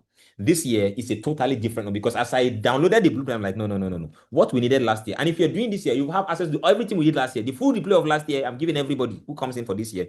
But those who are doing this year, new curriculum. I'm going to tell you briefly about it before I end, so that you understand. But it comes to the word, this dangerous word is going to come eventually there. But the last thing I'm going to say right now is this. This 2026, find a tribe of water workers. People who are doing big, crazy, scary, audacious things. You cannot surround yourself with fearful, average people who are playing it safe, people who normalize average for you, people who make your dreams sound crazy, who make your ambition sound impossible, who give safety to your smallness. You need to break out of. I mean, you can still maintain relationship, right? But you need to belong to a tribe of people who are doing crazy things. Otherwise, you will live in smallness and you will not even know that you are not making progress. If everybody around you is playing it safe, their idea of big, their idea of bold does not match the ambition in your mind, you need to find a new tribe. This is not something you take passively. This is going to be an active part of your year. You will look for them. You will go out of your way to look for them. If you don't have them, you will create a tribe and attract those kind of people. Because I have realized that each time I am not within a tribe of crazy people, my thinking shrinks. When I surround myself with people who all think I'm making sense, who all of them are celebrating me, everybody in that circle feels, wow, you're doing well. I suddenly start thinking I am doing well. And my dreams begin to become the size of the people around me. Then all of a sudden, when I find myself in this new group anymore, and I'm like, what am I doing with my life? Come on, see what people are doing stuff. People are talking. Even the conversations are different. I have realized that the people I need are not going to come to me. So right now, I go to them. Sometimes I do things, I go for events, not because of just what they're going to be saying there, but because of the community I'm going to meet there, because of the kind, I'm like, okay, anybody I'm looking for, anybody who's going to be in this event is the kind of person I'm looking for. Sometimes I just gauge the event. So I look at the speakers, I look at the event, and sometimes I look at the price that they are charging for the event. I tell myself, nobody will pay this kind of money to be in this room if he does not take his life seriously. For me, anybody who pays this money to be in this room, I need to be around that person. So I'm going there. I will go and pay the money to be in the room just so that I can connect. And it never fails. It works all the time. I see to people, and by the time they tell you what they are doing, you just come back and you're like, oh my Lord, what am I doing with my life? I need that. You need that. In 2026, you need that. When you grow, one of the things that happens is that you outgrow your immediate circle. So you get to a point where you need a new circle.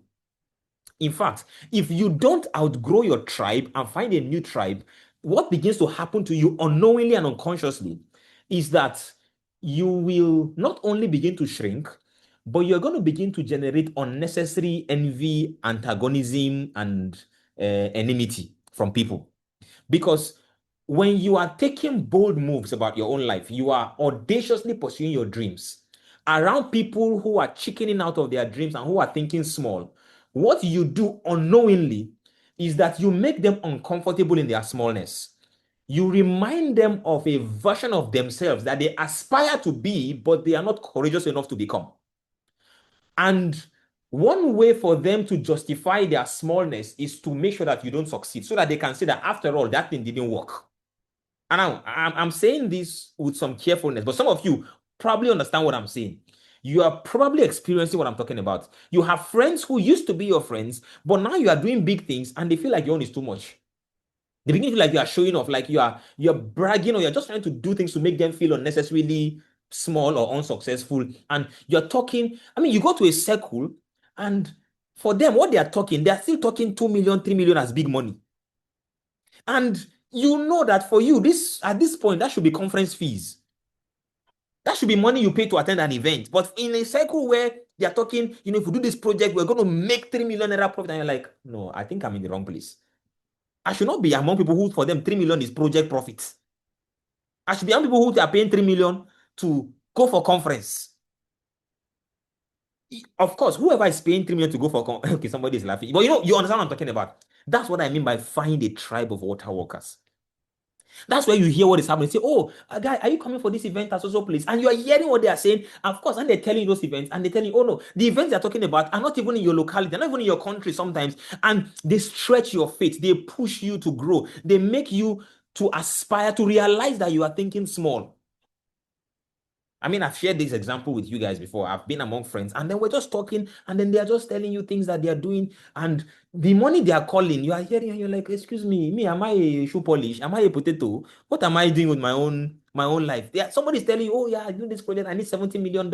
I mean, just last week, I was with my friends, went for lunch, for dinner, we to have a dinner. I mean, I told myself I was going to be at that event. Some of my small tribe I belong to say, "Oh, we've not met. Oh, it's been like, I mean, we've not. This is a new year, guys. Let's hang out." And I was going to be in their city, so I made sure that I was going to be there. And so they booked a restaurant for us to eat. We're supposed to be about 15 of us, about 30, about 15, yeah, about 15 of us.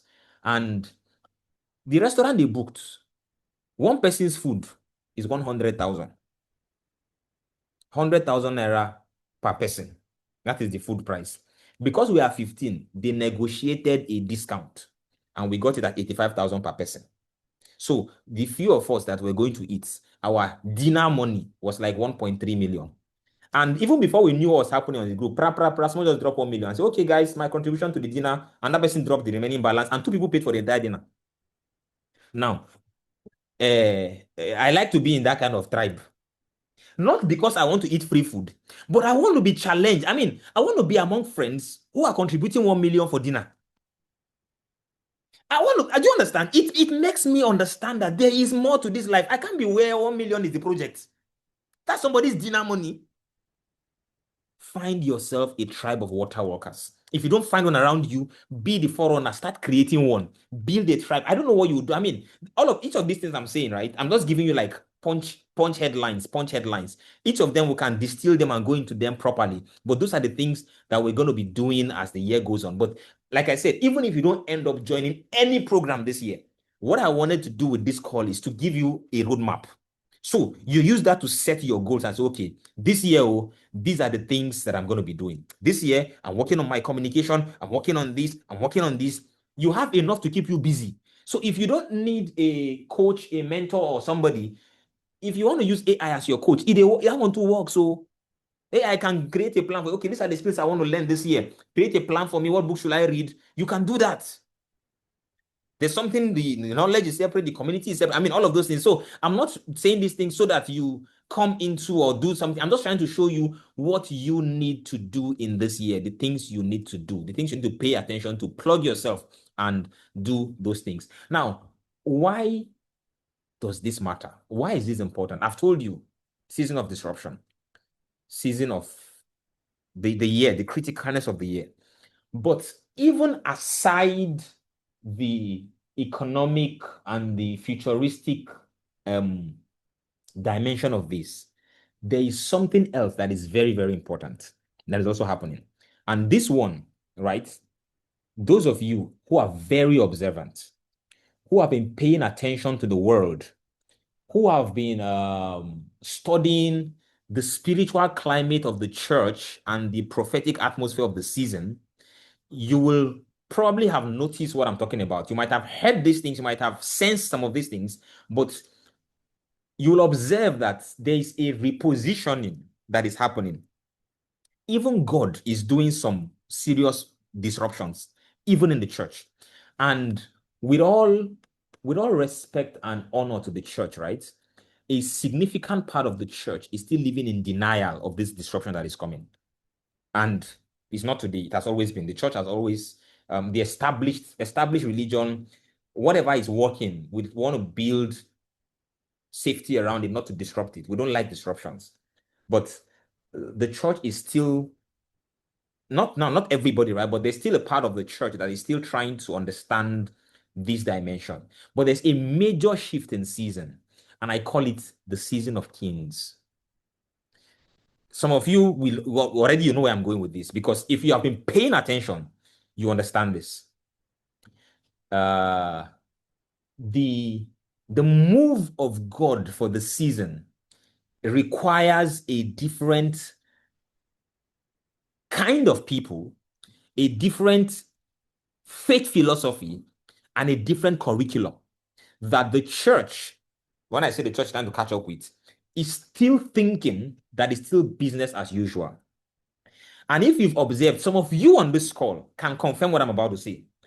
Have you ever recently, maybe in the last 6 months, the last 12 months, the last 1 year, 18 months or thereabouts, have you ever felt a sort of discontent with church?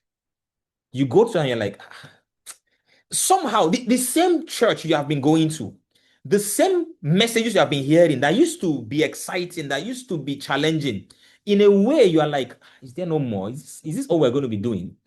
Somehow you just keep sensing that no, sometimes you don't feel like going to church. You're not backsliding, but in a sense, I mean, I don't know if anybody can confirm what I'm saying here, but there is a sense of there has to be more that has been in the atmosphere for a while now, especially around how we express our faith, how we live out our faith.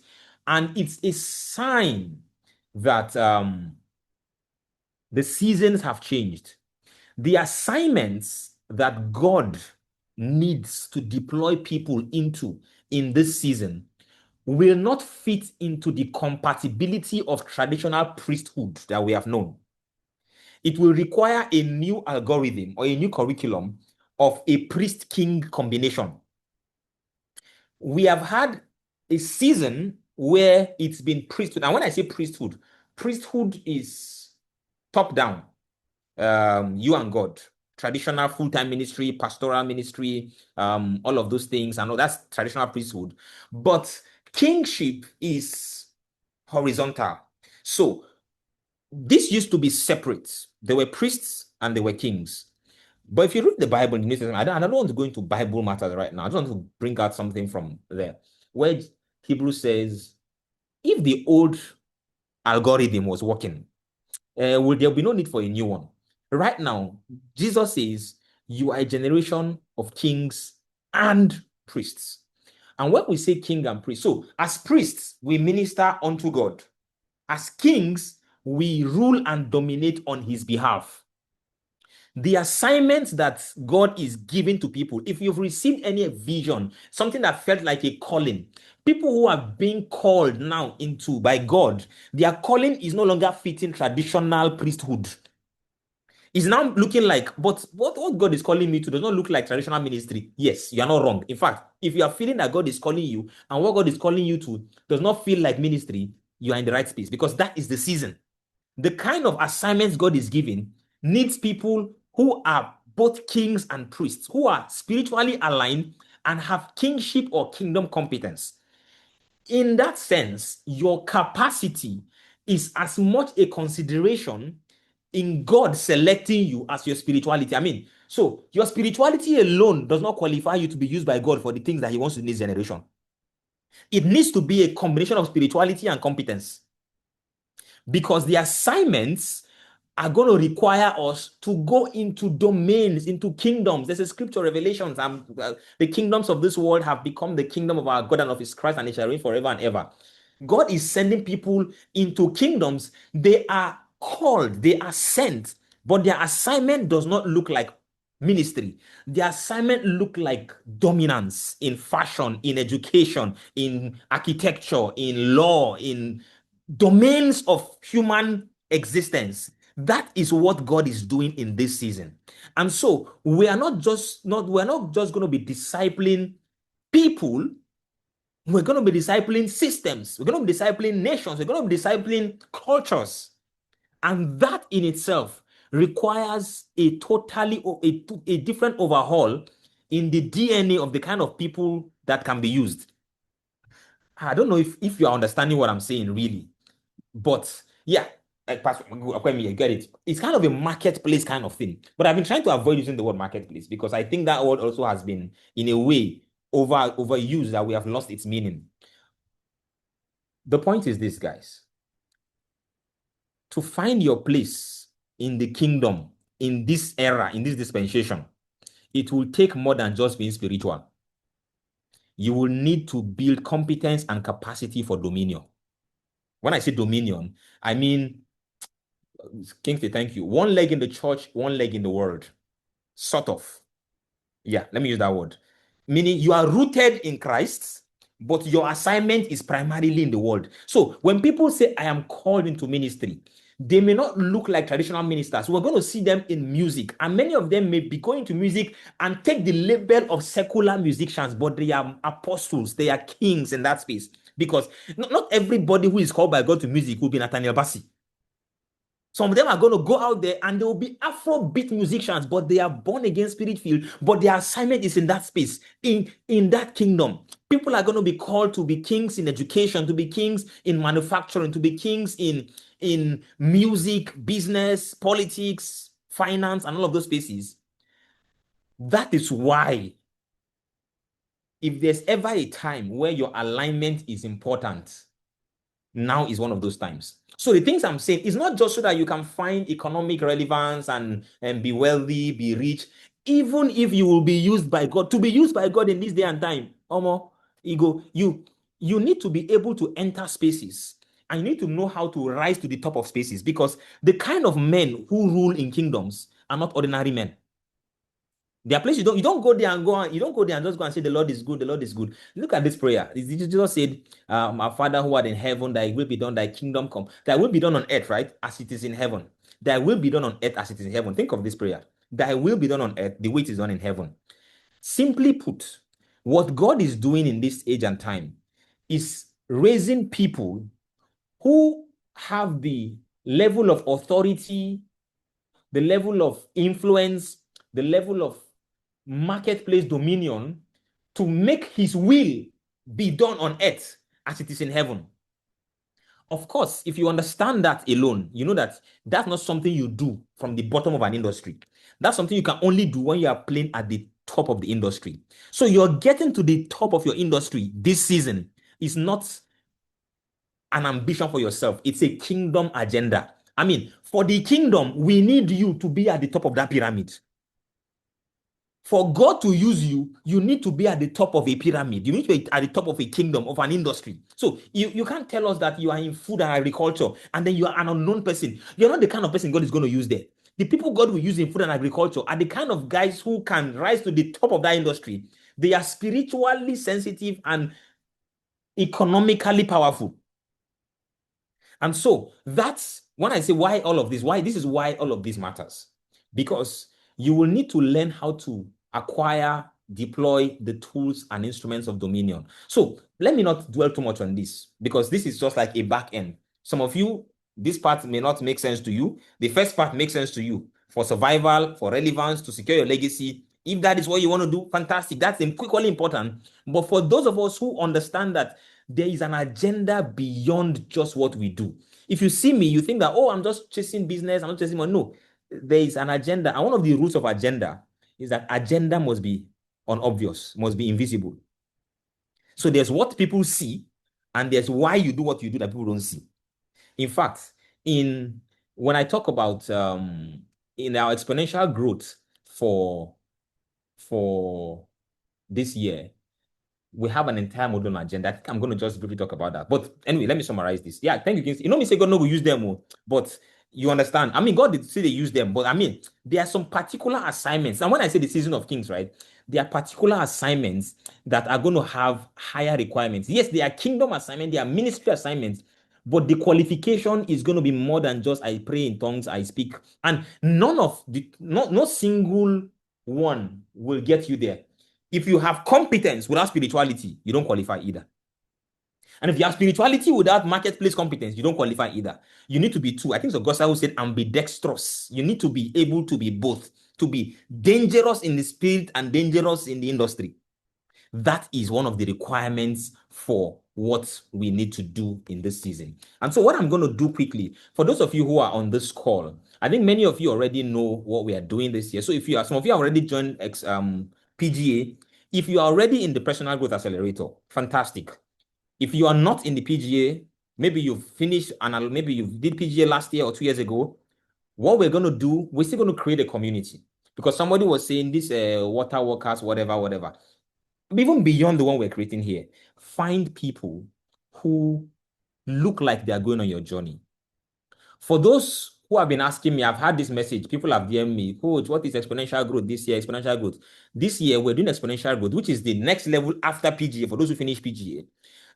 But this year, the curriculum is different.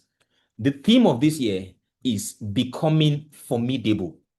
That is what we are focusing on the entire year. It's a 9 months. So February to October, February, March, April, May, June, July, August, September, October, 9 months of monthly action. Then the last 2 months again, because I've realized that the last 2 months of the year, let's not deceive ourselves. We have to enter the next year before the year comes. So I'm leaving the last month for planning. But again, don't think you understand the word formidable. Look at your Google. See the meaning of formidable. What does it mean to be formidable? Inspiring fear or respect through being impressively large, powerful, intense, and capable. Inspiring fear or respect, meaning you enter a place and your largeness, your intensity, the power that comes with your competence and your capability generates necessary fear and respect. People may not like you, but they cannot ignore you. That's what it means to be formidable. They may have things against you, but it's not possible for them to say they're not afraid of you. So if you are in an industry, you must be able to build necessary fear. Your presence inspires fear and respect. And not because you are bullying people, because you are impressively large, powerful, intense, and capable. The whole journey of exponential growth this year is, how do I become the kind of person who inspires the fear and respect by my size, my power, my intensity, and my capability? And so I explain those things here. I mean, you're formidable when your presence, intellect, faith, and capability all align to inspire the necessary awe, fear, and respect that the work that you and your work deserve. Meaning, whatever I represent, if I run a business, if I run a startup, if I whatever I do, the work I do, no, even if you don't agree with me, you cannot disrespect my work. You cannot see what I do and ignore it. There is a level, so you can neither be ignored nor disrespected. Your presence commands attention. Rooms respond before you speak. Your ideas move people. Your name carries weight. You don't just do great stuff. You become the definition of greatness. That's formidability, guys. That is the journey we want to become. And this was what I started working on last year. When I say that, I realized that, look, next year, I'm not ready for next year. I had to get myself immersed in this. And then I just realized, look, this is just the way to go for the next year. So it's going to be 9 months journey, February to October, transformation cycles, then November to December, the last 2 years. Basically, now that I have built these competencies, how do I articulate my agenda? When I said agenda, right, I think everybody, if what you do is all you do, if all we see you do is all you do, there is a level of influence you cannot have. There's a power and fearfulness you can't generate. Everybody who is doing something, there is an agenda behind what they are doing. Anybody who is thinking long term, there's what we see, and there's what powers what we see. PK calls it what is happening and what is going on. There's a difference between what is happening and what is going on. Everybody sees what is happening. People don't see what is going on. What is happening is what you do. What is going on is the agenda that powers what you do. And everybody needs to have an agenda. There must be something bigger that is driving what you are doing. If all you are doing is to make money and just to live a good life, please, you don't need to be around here. That is too small. Anybody, you don't need to be formidable to make money. But I'm talking about people who are able to represent something bigger. And so we have every month, there's a book we'll read. I'm just going to walk you through the curriculum. At the end of the month, we have what we call a Dominion Challenge, a real world audacity activity, an audacious activity that will force you to go out. Because at the same time, I had noticed we've been doing a lot of coaching. And many of you, if you listen to the video I recorded for you earlier in the year, you have what we call learning fatigue. You have been learning, you're not doing. This year, let me not call it that, but that thing must stop.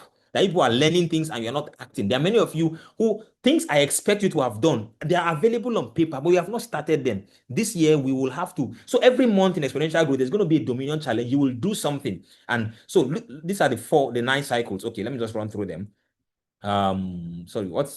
February, okay, there's it. February, beyond the ordinary. How do you go from being invisible to unignorable? So basically, we're going to do some work around identity, reset, and Your Dominion challenge is something you will do and practice entering important rooms and under speaking, owning rooms without noise. So some of us, we are talking too much has been our undoing. This year, we're going to learn to talk less. And I've practiced this thing, I've tried it, and I tell you it works. Enter a place, and when you are quiet and silent, let me not start teaching the lesson. Let me just run through. So, February, we're going to talk about intellectual mass. How do you become a thought kingdom? People create ideas, people create philosophies that the world runs with. Somebody sat down and said the 5 levels of leadership and created something, and the whole world is using it. Somebody sat down and said 7 habits of highly effective people. These guys don't have 2 heads. How do you build intellectual capacity that you can turn your ideas into frameworks that people actually gravitate around? There's actually a way this is done. I realize that there's a how for this thing. So that's what we're going to do in March. In April, we're going to learn to turn voice into power, language of legends, make strategic influence. How do you stop chasing platforms? How do you engineer your public perception? June, inner fortification. This is one of my favorites. I began to read some dangerous books around this subject. How do you build the spiritual, mental, and emotional resilience that makes you impossible to bend and break under pressure?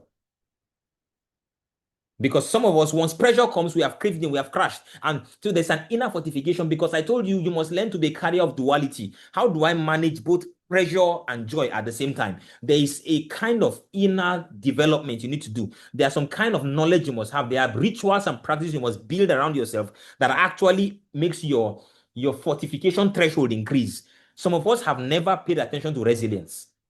And I'm not going to talk to you about the books now, but I talked about something last year, right? Briefly, a philosophy that I began to study called Stoicism. If you can go and Google Stoicism, Stoic philosophy, but you're going to see, we're going to look at a little more of that.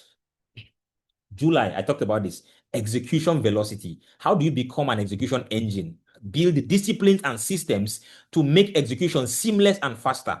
And see, every month I say there's a Dominion challenge. In this month, you will complete and ship 1 meaningful intellectual or business asset from start to launch in a month. Meaning, in this month, you will generate an idea. Of course, we have dealt with idea generation, and you must launch something. So we're going to hold each other accountable. It's a tribe, it's a community, so that these ideas I've been having for decades and years that nothing is happening. How do I build execution velocity? Then August, empire thinking. How do I build systems around what I'm doing? So I've launched this, I've built a book, I've done this.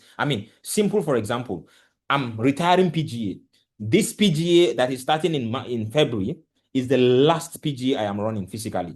After this PGA, there will be no more PGA. So in case you know somebody who has been postponing PGA, after this one, there will be no more PGA. However, the knowledge is not going to go anywhere.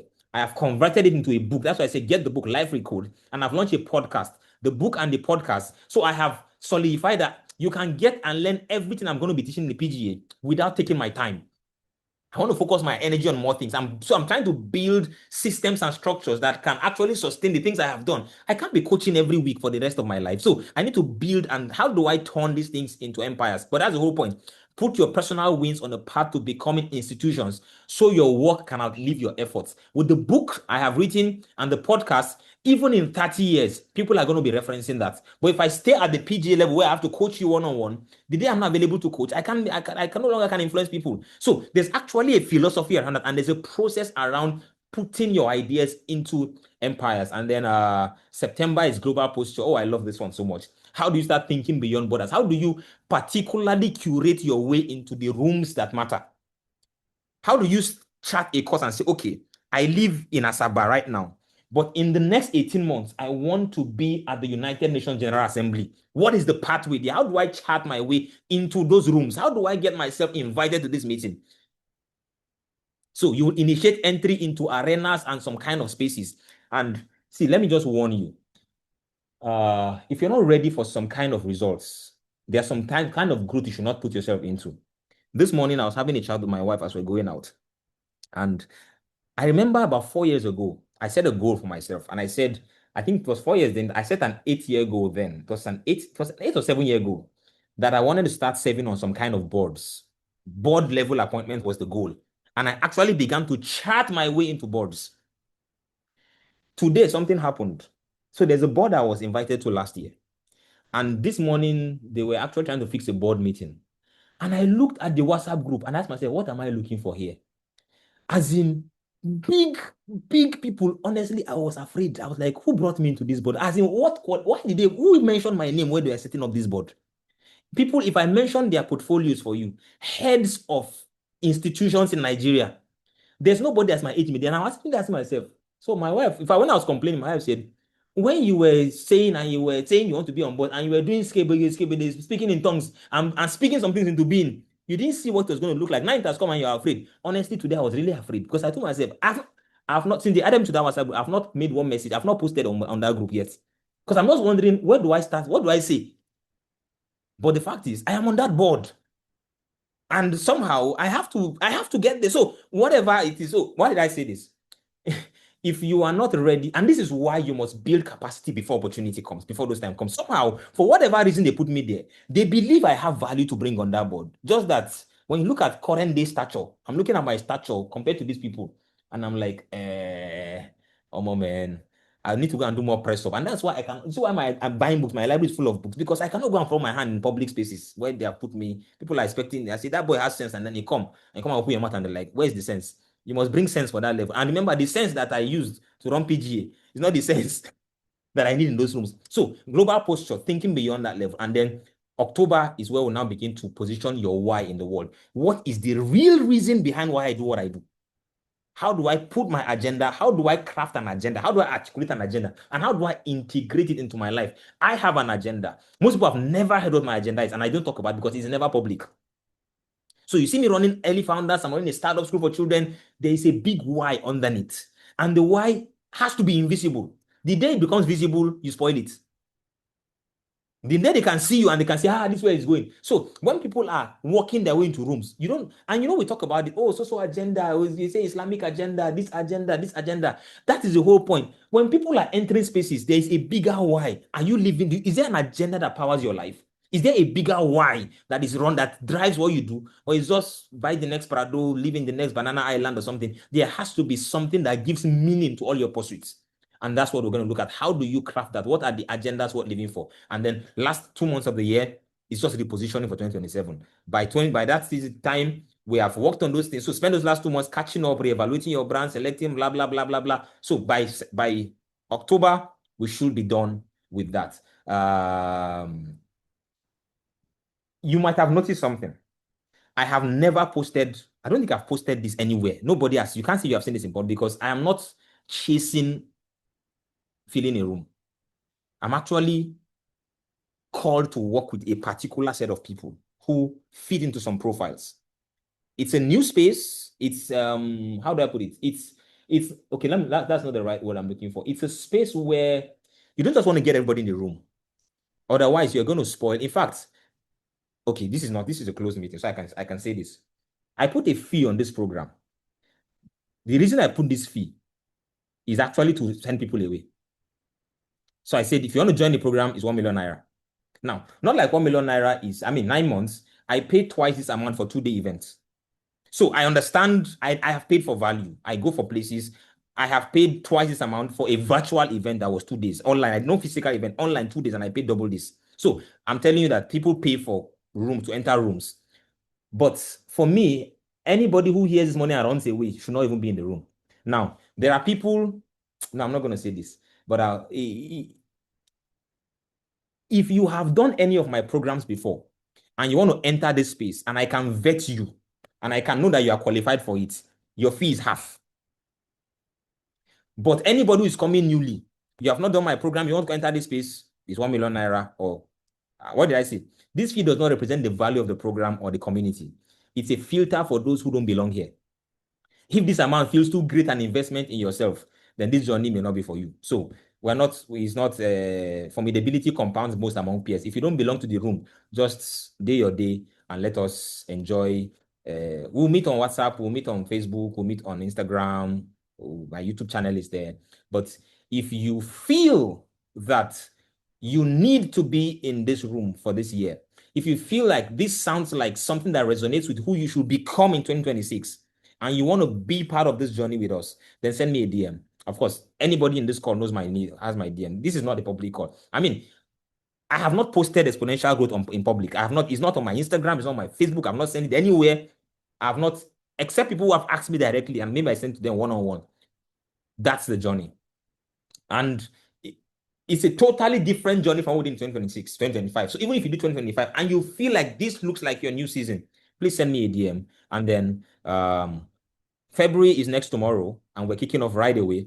For those who are in PGA, there are some cohorts of PGA that I owe some classes. We're going to finish up our classes. Those who are starting newly, February, we're starting our new PGA. So all of you who are joining PGA for the first time, welcome to the Personal Growth Accelerator. When you graduate from the PGA and you start doing things, and your things you are doing is now making sense, and you feel like, okay, I need to enter the next level, then you can enter. Send me a DM. I'm going to ask you a few questions. If what you are doing sounds like you need to start building formidability, like I said, anybody who enters this year's own, I'm going to give you all of the replay of last year. So you're going to do double work. You will catch up with last year's work because last year's curriculum was different, completely different.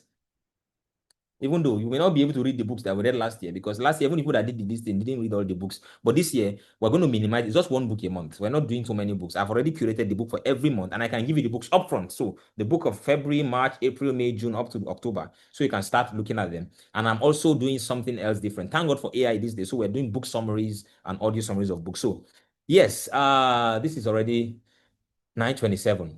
I'm going to stop here. And I'm going to ask for questions. If there's anybody who has a question from what I have said, the things we've done today, I hope I've not confused you really. By the way, first of all, Seth, did all this my English, did it make sense? Do you understand what I'm saying? All that I'm talking about this year. Do you understand where the year is going and how to position for the year? Please give me responses. Let me see your comments in the section. I'll be your comment in the comment section. Okay. I wanted to be sure that because the silence is now very, very loud. People are not talking again. Earlier, people were there was plenty messaging and this, and now everybody is quiet. I'm wondering if I have lost the people. Too much fire, oh. It's not fire I want to. It's just I just want a small, just to understand. But like I said, if you already have a roadmap for your year, you have enough work to do. You know what to focus on for this year. You can start building your roadmap. You can start building your learning resources. You can start building your pathway. You can start building your growth plan. Those in PGA, don't worry. We are starting afresh. We are doing our own groundwork properly. But those of you who know that, okay, with this, you already have enough to run with, it's my joy to see you running. One last thing, yes. So we noticed that we're now having a lot of PGA groups, PGA this, PGA that. So what my team is going to do is they're going to collapse the groups into one alumni group. So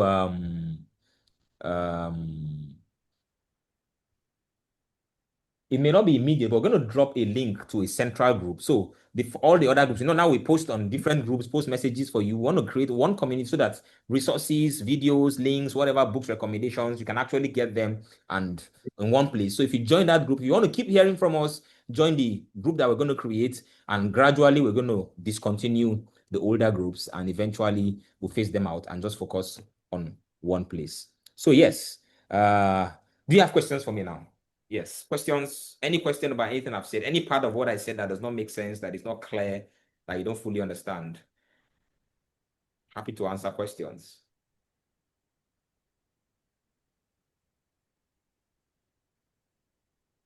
If you have a question, type it out, unmute yourself and speak, or just raise your hand.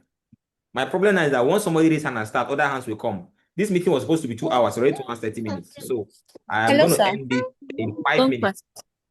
Hello, sir. Yes. Can you hear me? Okay, who is Call, speaking? please. Yeah, please. My name is Chinasa Wanzi. Thank you so much. I'm new here, but at the same time, I just want to make some clarification. You will know me because I've been disturbing since. I know you very well. I know you. So please, what I want to ask, this exponential grade, the other, as you know, when we discuss, you're like, I should join this one first. Does it mean that there's a need to combine the two, or I should just focus on this one first, then maybe later I Focus on can this one join? first. Focus on PGA first. Yeah. Okay. Thank you. Yes. Thank you. Mm. How would you advise we develop the skills of persuasion? Interesting question there. So, first of all, I'll say um, two things. Develop the skill of articulation. Learn how to communicate, how to speak. There's a book. It's called Talk Like Ted. Get that book. Just Google it. Talk Like Ted. So it's by a guy called Carmin Gallo or something. Yes. Carmen Gallo, Talk Like Ted. So read the book. It starts, public speaking secrets, how to really speak, how to be articulate, how to express yourself. That's one. And the second part is study human psychology. Study human psychology. And there's also a book I'm going to recommend, though this is quite a big book, but you need to read it. It's called The Laws of Human Nature. Understand human psychology. What makes human beings do what they do? Human beings are the same, irrespective of history, generation, era, whether they lived 2,000 years ago or they lived 1,000 years ago, they're living today. Human nature is the same. There are basic things, general selfishness. Every human being has a selfish tendency. So just when you understand the laws of human nature and you understand proper articulation, when you combine those two, you can persuade anybody. Because when you are speaking to people, you know what part of human nature you're appealing to. So I'm appealing to the narcissist in this person. I'm appealing to the greed of this person. I'm appealing to the fear and anxiety in people. You know what emotions to trigger to get what you want. That's persuasion. It's not manipulation. It's the law. Anybody who is persuading you, that's what they are doing. They understand what to say to you to generate an emotion or a feeling in you, and they know how you can what to say to make you respond. Once you can combine those things, you can persuade anybody, practically anybody. Does that answer the question, Grace?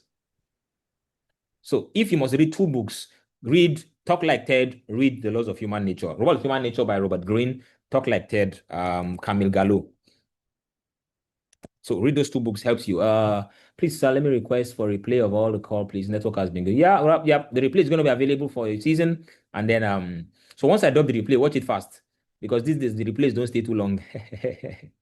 I put them on my YouTube channel, but in the back door. Good evening, sir. Would you mind sharing some habit to cultivate in the journey of becoming? What habit past 26? Friday. You entered PGA, right? Don't worry. Don't worry. You are in the right place. PGA will answer that question very, very, very well. Habits is an entire module in PGA. What are the name of the books, please? Talk Like Ted and The Laws of Human Nature. Laws of Human Nature, Robert Greene. Talk Like Ted, Carmen Gallo. And I think you can find those books in audiobooks online too. Yeah, just Google them and you find them. Okay, guys, I think that okay, you are now raising your hand. Okay, Daniel, that's the only hand I came up. So last question. Daniel, ask the question and then we're gonna short this. Thank you very much, sir. Quick one.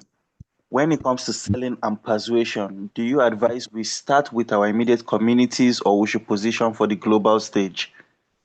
Start from Jerusalem, then go to Judea, to Samaria, and to the uttermost part of the earth. You Thank you, sir. cannot convince the world when you have not convinced your locality. So yeah, your immediate market is where you start. You start by, if you can't convince your boss, if you can't convince your spouse, if you can't convince the people who are around you, if you can't persuade them to gravitate around something you are doing, your chances of persuading the world are slim. It's the influence that has gone small in a circle that can actually expand. People see what you do in a small circle and then give you bigger stages. I say this in the book Life Recode. Nobody is going to give you a platform to say in public what they've not heard you say in private. So anytime you hear somebody inviting someone to come and speak, they must have had a chance to interact with this person, know how they think, know how they speak, because I will not create this call and invite a guest speaker to come and speak to all of you if it's somebody I've never listened to before, equally work. I mean, you all gathered here because of a reputation that you believe, okay, David has what to tell us. Then I go and see somebody who I've never heard and say, come and talk to them. No, I must have heard you and you made so much sense. I say, no. That sense, my community must get this sense. Please come and talk to them. And that's why, that's why you must start within your local space. And then it goes bigger and global. Can we join exponential growth later on in the year? If you join, you're going to have to play a lot of catch up. And after a while, I shut it down. Many people wanted to join last year, exponential growth. I think around June, I just didn't take anybody anymore. I mean, it's not business, right? If it's business, I'll take anybody and everybody. I denied people admission actually, but their money, I tell them, no, don't come. Because it's really not about the business of, I'm not doing coaching as a business. For me, there's a different reason why I'm doing coaching. So it's, if I feel that your coming is not going to give you the value you need, I may not likely give you access. I'll just like, okay, you know what? I can give you resources, you can hang around, you can do stuff. And sometimes if you can wait for next year, sometimes they don't wait. Sometimes, I mean, for me, it's not about filling up rooms. It's not about getting people into a space. Yep, please, I need the live recode, but hard copy because it was just sold. It was sold just online. Chinasa, you are not in Nigeria. So a few persons in the UK have actually pre-ordered. So once the books come out, we're going to be looking for how to ship some copies to the UK. So if you want to get a copy when we ship to the UK, you can actually pre-order. It's actually physical. There's no soft copy of the book yet. Everybody ordering for the book is ordering for a physical copy. And by the way, right, life recode, the book costs 20,000 naira. And let me give you my pre-rehearsed speech.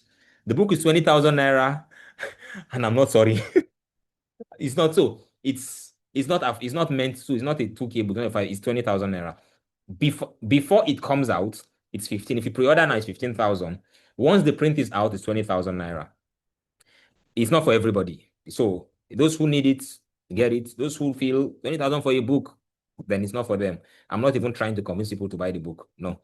But I know there's an audience waiting for the book. I mean, people have in this room, people have ordered the book already, waiting for it, practically waiting for the book. So, yep. All right, guys, I think I'm gonna have to stop it here and